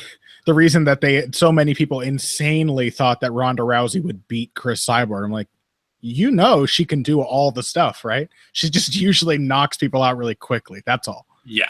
And the way that somebody's most likely going to beat Cyborg is the Jarina Barr's kickboxing lesson of being a rangy kickboxer who can stay outside and pick their spots and just be super elusive. Mm-hmm. And there are no women at featherweight who have that skill. No, not really. I mean, just none. I don't even think there are any at bantamweight who. I mean, shit. I actually thought that Jermaine Durandamy might have been an interesting matchup for Cyborg, but she wants no part of that fight. No, she does not. There are a few women at bantamweight who might have that skill, but Tonya Evinger does not. Tonya Evinger needs to hit reactive takedowns or charge into the clinch to get the fight she wants. And she's very willing to charge into the clinch, eat 2 or 3 punches, and then initiate a wrestling scramble or make the fight this dirty boxing, close, tough contest. That's basically just a license to get killed by Chris Cyborg. If any part of your game involves, I am going to march in on Chris Cyborg, you've already lost the fight. So that's really all there is to it. I expect a first-round knockout for Cyborg. Yeah, there's like a 5% chance that Evinger can walk through and or avoid a lot of Cyborg's offense early while coming forward. But a 5% chance, I think she can do that well enough that she gets Cyborg to the clinch and starts to actually work her game. As a wrestler, as a submission grappler, as a clinch striker, as a ground and pounder, Evinger is just nasty and a grinder and really makes people uncomfortable. But there are a few things that make that seem like, just a 5% chance that she gets to use that game. And what that game is like, that means she gets to round 2, right? Yeah, I mean, even then, like, and the other thing is, like, even if she were to make it to round 3, Chris Cyborg is not a fighter who just gasses. Like, I know she's really muscular and she hits really hard and she fights at a pretty good clip, but she's in insane shape. Yeah, she's a really well-conditioned athlete. And in a pretty fast-paced fight with that rematch with Marlos Kunin you mentioned, I mean, that was a 4-round fight. And she finished Kunin, I think, on the ground in the 4th round. So, like, there is a lot of depth to Cyborg's game that we just don't usually get to see. And the mistake is thinking that it's not there because she doesn't usually have to go to it. But we've seen enough times that it really is there. And so what happens is either Evinger tries to do that and gets knocked out, or she tries and has her mind changed and she has to then back off and not put the pressure on, after which I think she'll pretty quickly be knocked out. It's very difficult to, because Tonya Evinger, she's awesome, but she has never had an easy fight in her life. She never just cruises to victory over anybody. Even Kunitskaya in the second fight, when she knew what to expect. Even in the second fight, she still got stuck in like 3 submissions in the attempt to get Kunitskaya down. Yeah. And she still walked into some hard shots. And like, you just can't be the kind of fighter who soaks up damage and who survives tricky situations and finds a way to win against Chris Cyborg, because you don't get to like experience a mistake and then revisit it later and make the correct decision. Oftentimes the first time you make a certain kind of mistake is the last time you make any kind of mistake in that fight. Or if you do make the mistake and survive it, you probably do not remember what the mistake was anymore. So Cyborg's secret weapon is that when she hits you with a cross counter over your jab, the punch actually removes the thought process that led to the jab. Exactly. So then you just do it again. It's got to be Chris Cyborg, 1st or 2nd round TKO. I love Evinger. I hope she does good things at bantamweight, but only like that. Even the elite actual featherweights are probably not good enough to beat Cyborg. A bantamweight, like a top 5 bantamweight on short notice, is not going to be able to do it. Yeah. Cyborg opened at minus 1,200. Has adjusted up and down a little bit since then, evened out at about 1150, and has since dropped slowly and now pretty sharply in the past couple days to minus 1225. And Evinger opened at minus 600 and has risen steadily to minus 745. So, doesn't surprise me at all. Nope. That brings us to a welterweight bout: Tyron Woodley, Demian Maia. A welterweight title bout, no less. Yeah. I'm super happy that Demian Maia is getting his shot at the title. He's worked very hard to earn it, and he has surprised a lot of people along the way. He's proven that even at like 37 years old, or 39 now, 39 years old, that he fights in 7 years since his first title shot in the UFC. Yeah, he's not only proven that he's one of the best grapplers, if not the best submission grappler in the UFC, but also that he has an MMA game which is specifically tailored to make those kind of fights happen. He has a pretty good pressure game, a very bare bones but well put together striking game that often plays it serves to play into his takedowns. And then wrestling has been like the second passion of Demian Maia's life. After basically reaching the heights of jiu-jitsu skill, he discovered wrestling during his MMA training, and now he's one of the best wrestlers in the division too. Not an explosive double leg type of artist, but really great wrestler from the clinch with tons of tricks. Like Demian Maia always makes you think that something good is happening for you when he's trying to take you down, and then it ends up being the worst thing that could have happened. He will latch onto a leg, can't get the immediate drive, so he pulls guard, and you're like, oh, great. So then you try to get in his guard, and he's already back up on a single leg and taking you down. He's just very tricky with that kind of stuff. And the fact that he's pretty strong at welterweight helps too. He's a good physical fighter at this weight. But boy, Tyron Woodley is all those things too. He's a phenomenal physical specimen. He hits extremely hard, and for him, like Maia has overcome what seemed to be a lot of glaring physical disadvantages by being a well put together fighter, like a process driven fighter. Woodley is kind of the opposite, where the process, like I know why he fights the way he fights, but it still doesn't make it the best way that Tyron Woodley could fight. And backing yourself into the fence and not putting any, even like fake volume, even just throwaway punches out there or feints, just waiting on the other guy is a bad move. But I don't think Demian Maia probably has the trickiness of entering into the clinch, or probably even the wrestling ability to easily out-wrestle or even maybe take Woodley down early in the fight. And unless Maia comes in the best shape of his career, the fact that Woodley tends to slow down a bit later in fights is even less of a problem than it usually is for Tyron, because Maia, the same thing happens to him a lot worse. So Woodley can still knock down Stephen Thompson when he's tired in the fourth round. Demian Maia just has to hang on and cling for survival against Ryan LaFleur. You know what I mean? So yeah, I love Demian Maia. I would love to see him win, even though I like Tyron Woodley too. I would love to see Demian Maia get a title at 39. It would be a fairy tale ending, but I just don't think he has the physical abilities to make his technical advantages work. So I like Tyron Woodley. I was thinking before, I think on heavy hands, I was like, it might be a really slow fight where both guys are worried to engage, but I think Maia will probably try to make Woodley work a little early, and I think Woodley's going to find the opening for that right hand. I think he might knock Maia out in the first round. Yeah, I'm actually feeling the same. And, too, I was going back and looking at Woodley's fight with Robbie Lawler, and I was surprised Woodley actually came out and pressured in that fight. He did not. I wish he would do that a lot more, because he's actually really good at it. Yeah, he did not stay with his back against the cage. He did not wait to counter.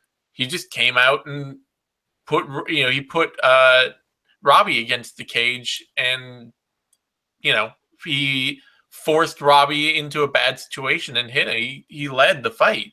He also did that to Carlos Condit to great effect. And I think that there are certain fighters that Woodley is willing to do that to. There are certain guys that I think he feels like have a real range sniper game. Guys like the Wonder Boy, Thompson. Guys like Rory Mack.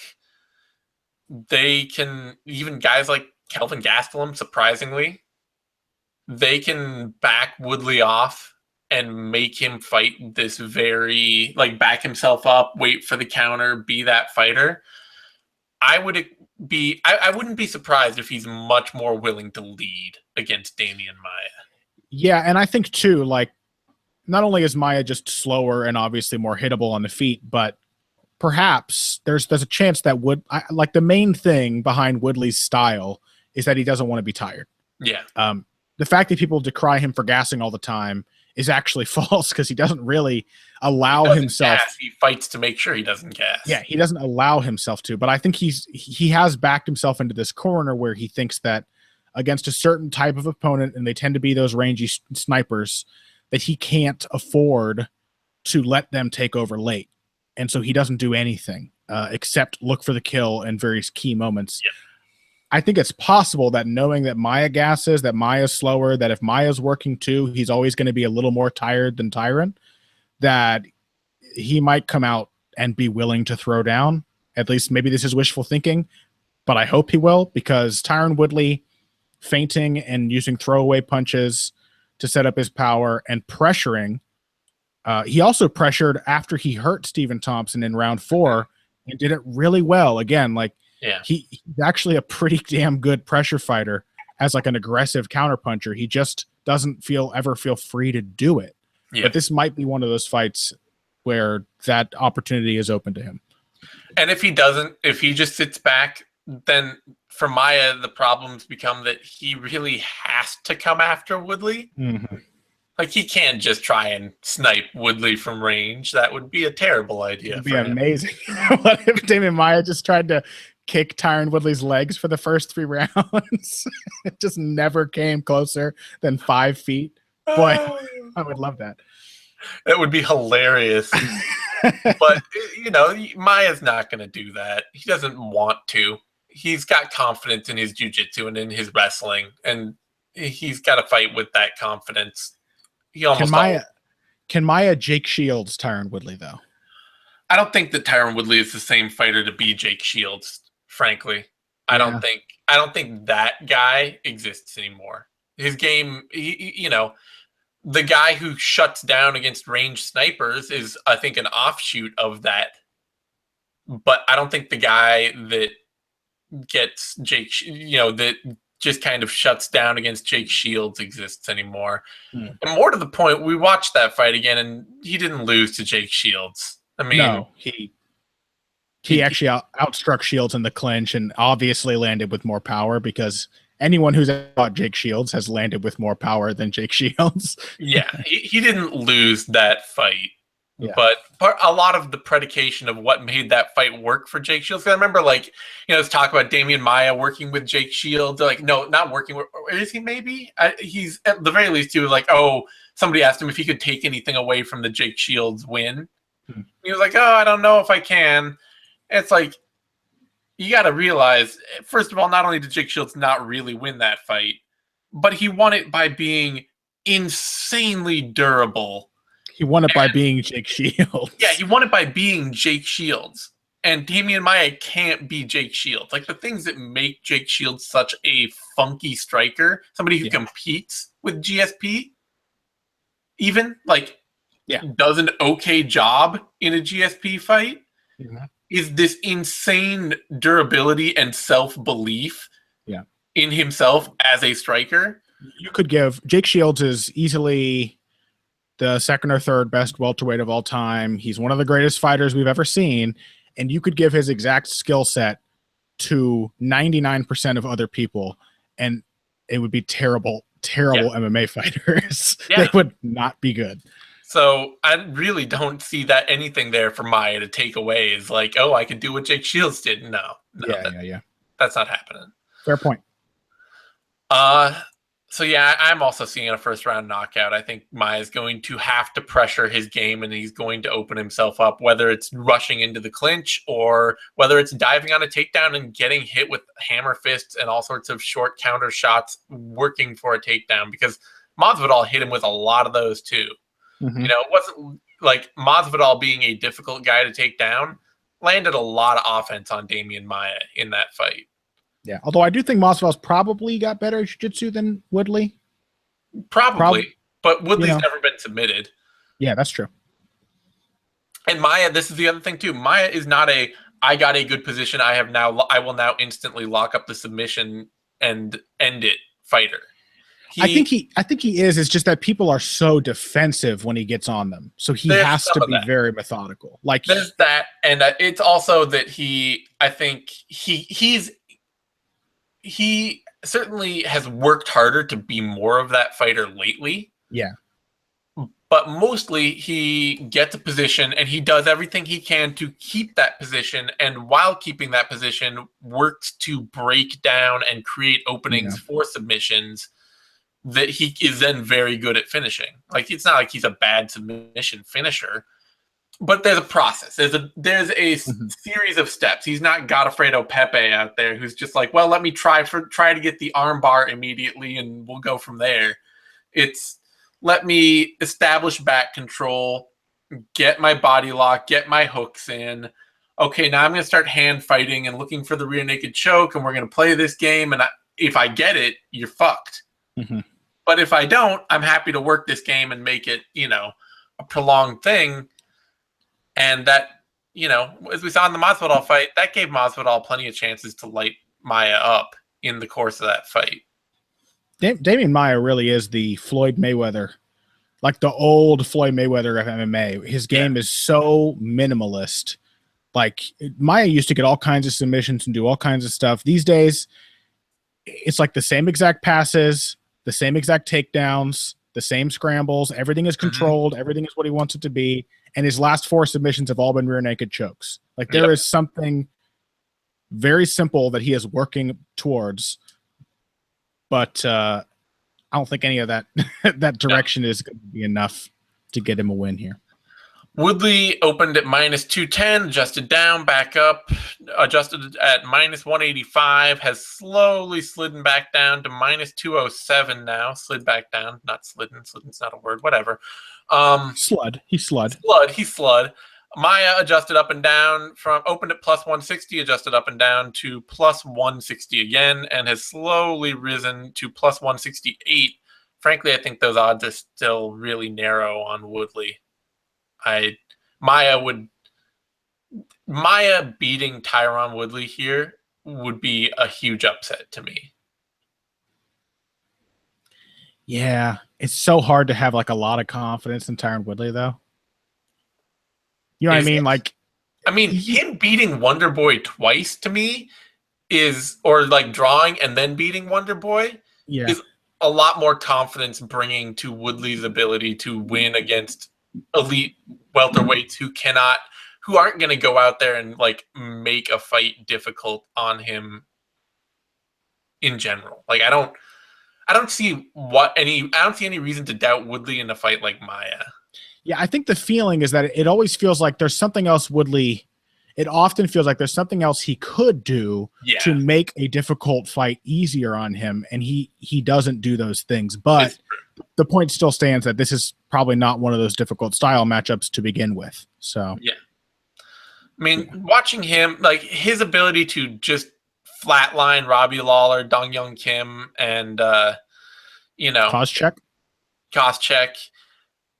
and at the same time, work around Kelvin Gastelum and Stephen Thompson. Like, oh, and I think the Kelvin Gastelum fight was actually a pretty good performance from Woodley as well.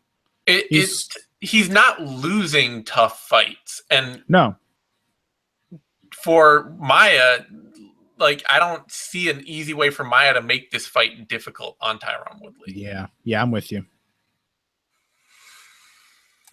It hurts me to say it, but I think I have to go with you on that one. Yeah. Let's see if there's anything. Given how close the odds are, Tyron Woodley by KO is -109, so there's nothing better there. Maia by TKO KO is +1675. Go for it. Yep, that's a bet. Yeah, fight starts round. Let's see.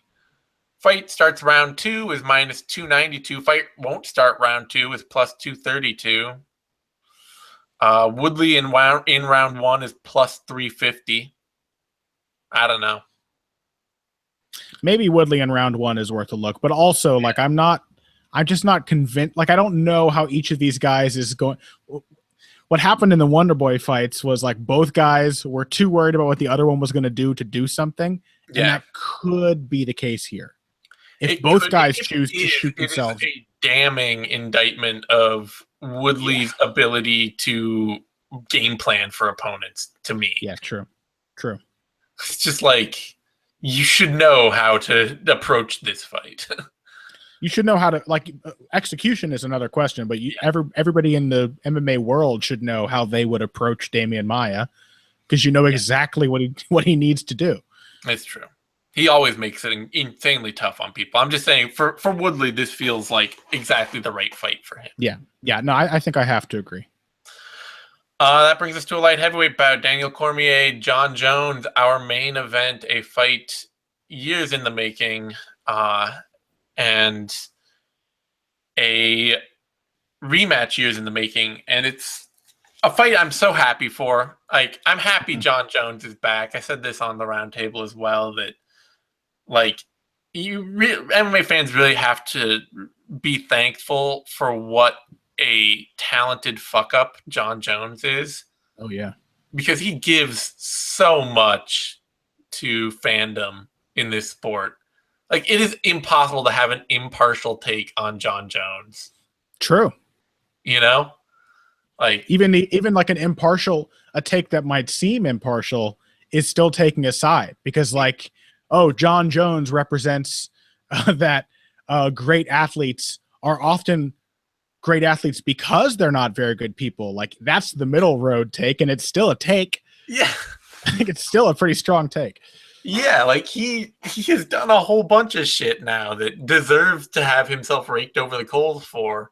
Yeah, and it stands in like stark contrast, or depending on how you see it, beautiful harmony with the fact that he's the greatest light heavyweight of all time. Yeah. So and then if you want to like take from his OSP fight this like, oh, Jon Jones is faded, like all these narratives that are there to go with this, it's a wonderful point to be a fan because you can't help but want to see something confirmed or denied about Jon Jones in this fight. Questions will be answered. And the biggest thing I gotta say is that I think this is just going to be a lot more of the confirming Jon Jones as the greatest light heavyweight in the world. I feel for Daniel Cormier because I was reading over Costas's breakdown of Cormier's striking game the other day. I don't know if you saw that on Bloody Elbow, where he really he just went out and he found every successful striking moment in Daniel Cormier's career standing and laid it all out. And it's just like, here is all of Daniel Cormier's striking. And Cormier is a sneaky, he's a much better striker than he gets credit for. He is a sneaky good stand-up fighter in moments, and he is, I think, the biggest thing is that given the opportunity, he's a pretty creative striker. Mm-hmm. He's willing to assimilate a whole bunch of different tools and use them whenever. But he's not the world's best striker, and he's not the world's most effective striker. Like, he has these moments where he can do good things. He can hit hard. He can land these interesting combinations. But it's not a functional, consistent, moment-to-moment striking game that can carry him through a fight. And that's a problem against Jon Jones because Jon Jones is also not the world's best range striker. He has a functional sort of nuts and bolts kicking game with some good long punches behind it that kind of comes and goes, but is there round by round and is, especially there round by round based around his low kick game and his knee kicks and his ability to create a feeling of stifling pressure at range, even while he's not necessarily landing a lot of hard shots. Mm-hmm. But he's also Jon Jones is also insanely durable. More durable than Daniel Cormier. Even saying that as, Daniel Cormier is a fighter that's never been knocked out, Jones is still very obviously more durable than Daniel Cormier. Yeah. Jones has hardly ever been hurt. Yeah. Jones has never looked really phased in a fight. His knee wobbled for a split second when Rashad Evans kicked him in the neck. And even that, I'm pretty sure he still won that round. So, and, I will always remember a moment in that OSP fight where OSP hit a straight right hand, I think it was. Maybe it was left. I can't remember. OSP's always so funky. It's hard. Yeah. But a straight shot on Jones' chin while Jones was stepping in that just looked like it would have shook the shit out of any other fighter. Mm-hmm. And it didn't even it barely even passed for comment. Like, it's one of those things, like, nobody is going to remember that punch because it didn't do anything to Jones. So Cormier has this ability to land good strikes, to land with power, to be a functional range striker at times, but he's not a great defensive range striker. He's very wooden, stalking in. He's got a very upright, up and down stance as he throws, and he's not as durable as Jones, which means that he's more likely and generally more able to be scared off of his range striking into the clinch. And he can't beat Jon Jones in the clinch. I don't see any reason to think that he can beat Jon Jones in the clinch. OSP was sort of able to outmuscle Jones early in the clinch and get himself off the cage and make that fight back at range where he wanted it. But as the fight wore on, Jones tore OSP apart inside. He is still a monstrously difficult clinch striker. Even if, and I don't, I'm not necessarily of the mind. I wasn't when I watched it. I haven't been when I rewatched it. That fight against OSP showed anything distinctly lacking or different for Jon Jones. Maybe a little bit of rust, but like it looked like a Jon Jones fight where he's not getting a finish to me. And as it went on, it just became him mauling OSP. Mm-hmm. And Cormier has to, like, if he can't win the wrestling battles and he can't win the clinch battles, we're depending on Daniel Cormier to win an outside striking fight with Jon Jones. And that just seems totally unrealistic. So, yeah, I got to pick Jon Jones here. Yeah, I think I'm with you. I think there were signs of ring rust in that OSP fight. I think it's possible that Jon Jones passed the wild partying life, and supposedly passed. Who knows? Probably not. But like making these appearances and training really hard and dedicating himself, it's possible that Jon Jones may have wasted a lot of his potential there in the middle of his career, and that he will be a little diminished. One of the only thing that was really worrying about the OSP fight, because I think you can say, oh, well, Jones didn't prepare for OSP, so he had to figure out how to beat him. I'm like, okay, I can buy that. The first few rounds were relatively unimpressive because he had to figure out an opponent he hadn't trained for. But then he also got tired in a slow-paced fight, and that's a bad sign if you're Jon Jones, for whom one of the best weapons has always been his stamina, an ability to push a pace and keep pushing. I mean, that's the reason he beat Daniel Cormier in their first fight, and the reason he beat Gustafsson. Like, if it's a tough fight, Jones is going to win because of his cardio. So there are reasons to suspect that if something doesn't look quite right, if Jones isn't quite the same guy, we'll have a lot of things probably to point to say, well, this is probably why, and it wouldn't be a huge shock. But it is, as you have basically illustrated in several ways, like, what is Daniel Cormier's game plan for this fight? What's the thing he does to beat Jon Jones in any one phase? He can compete with Jones in the clinch. He can even beat him there tactically. He can break wrist control. He can land a punch. He can avoid an elbow. He did a lot of those things. They went basically shot for shot in the clinch in the first couple of rounds of their first fight. But he cannot, I don't think, he's not shown an ability to beat Jones strategically in the clinch. And so that every time that Cormier was getting in, he had to walk through a bunch of low kicks and body kicks to get there. And every time he was in the clinch, Jones was selecting strikes that would wear Cormier down, and Cormier was just trying to knock Jones out.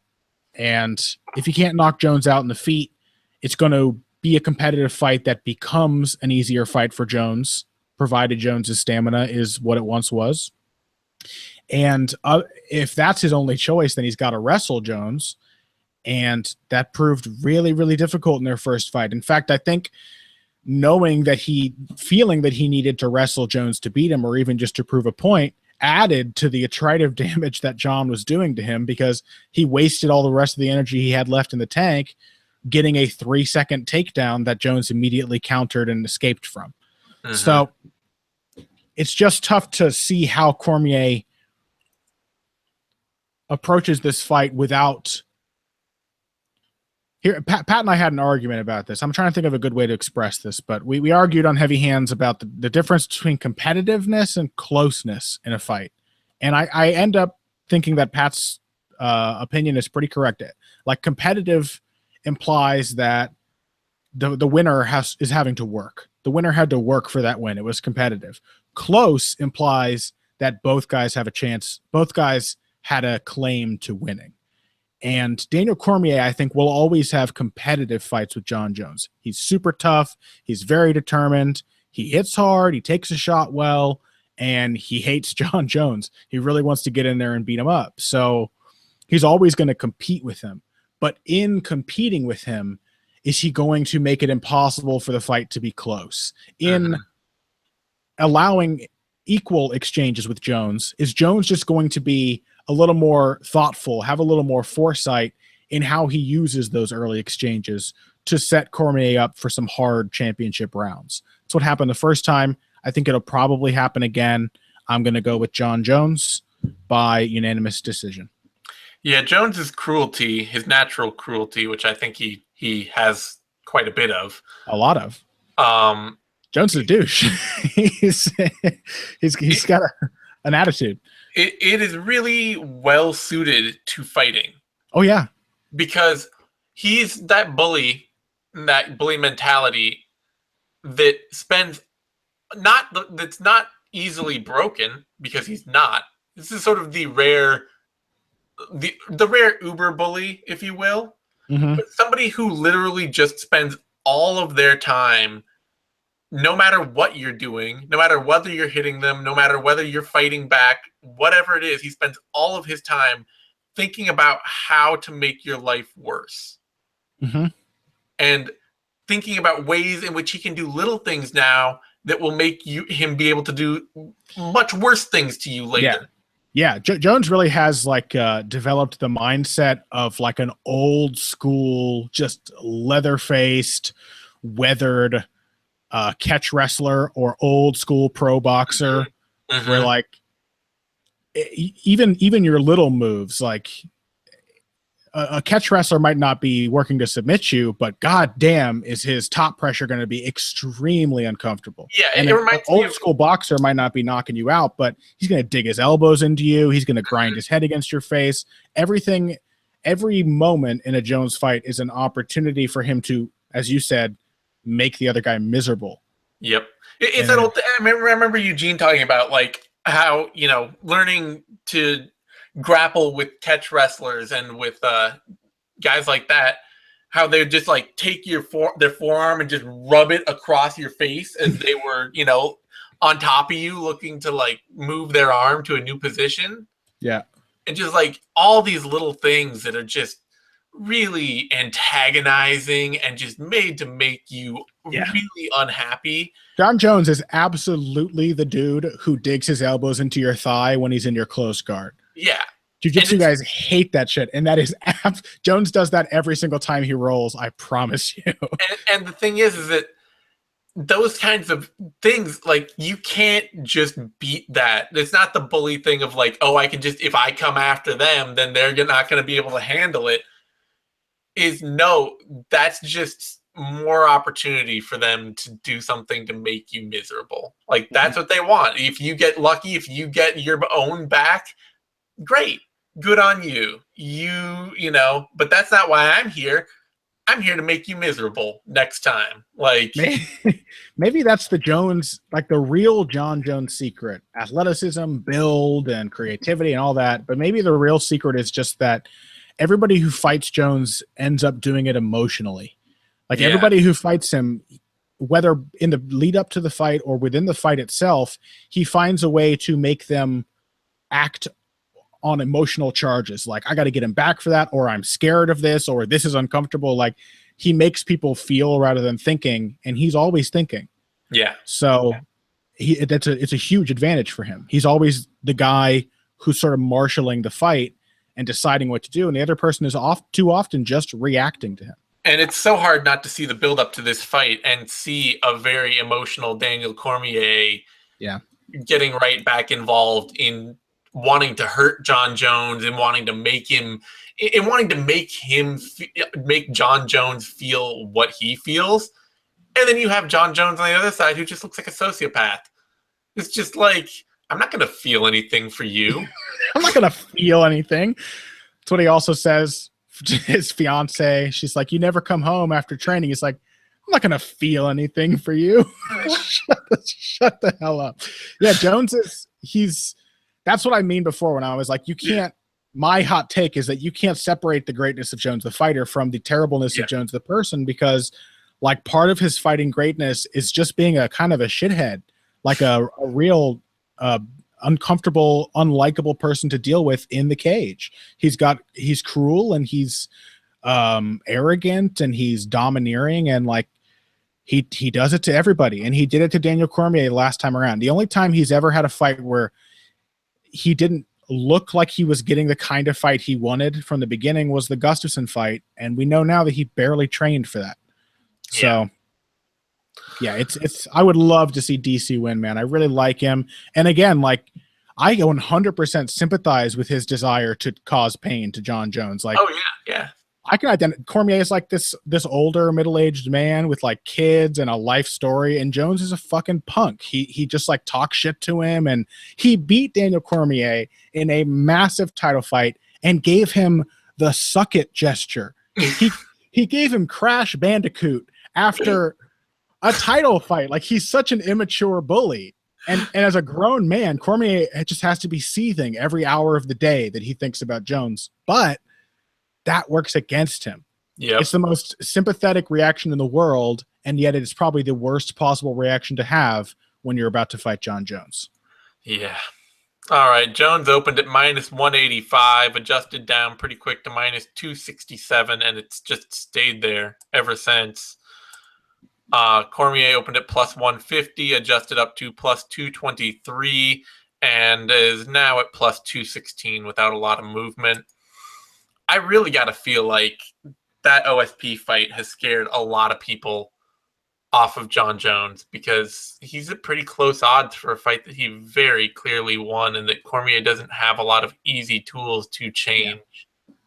I mean, I get it. Like, there are some doubts about Jones. Yeah. The first fight was undeniably competitive, but in the end, the hard final answer for DC fans anyway, of which I'm one, is that DC was never close to winning that fight. No.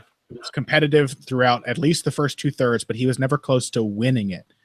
And it's hard to imagine how Johnson was closer to beating DC than DC was to beating Jon Jones. In both of their fights, arguably. Yeah. Like, it's just tough to imagine the same matchup in which Daniel Cormier beats Jon Jones. It's just hard to imagine him. Yeah. So. It is. It would have to be like it would be Daniel Cormier finding ways to hop in and have success in the clinch, have success in the tie-up, or have success in the pocket, and get right back out, and then actually craft a consistent range striking game to Jon Jones's less than technically perfect range techniques. Yeah, and if he weren't so emotionally invested, I think like a kick-based outside game might work. Like, make Jones come forward and then counter him and then get out. Like, stay away from the long guy's longest weapons is a tactic that can work, but has Cormier ever even won a fight that way? No, and he's not improved his boxing defense or his counterpunching. He's hardly improved the fact that he used to just kind of punch with one hand, and he is emotionally invested. Yep. And that is a game plan that would require immense discipline, and I just don't think he can do that for 5 rounds. No. All right. Well, on that note, you can find me on Twitter at TheZaneSimon. You can find Connor on Twitter at BoxingBush. You can find both of us over at BloodyElbow.com. That's where we do all our stuff, writing, videos, whatever. I don't know, stuff, I'm sure. We give us a like, a thumbs up over on YouTube. That helps us a lot. Subscribe to our YouTube channel, MMANation.com, DOTCOM, to get all the latest Bloody Elbow shows, videos, news, analysis, all that good stuff. We will be back next week for, I believe it's next week, for UFC Fight Night Mexico City, Sergio Pettis versus Brandon Moreno, which should be a fun fight night card. Looking forward to that one. In the meantime, I'll be back for the 6th round after UFC 214. And we will be back at you with. I'll be back at you with another Vivisection here for this PFL card coming up, which has a lot of solid, high-level seasoned veteran talent on it. Nice. All right, everyone. See you next time.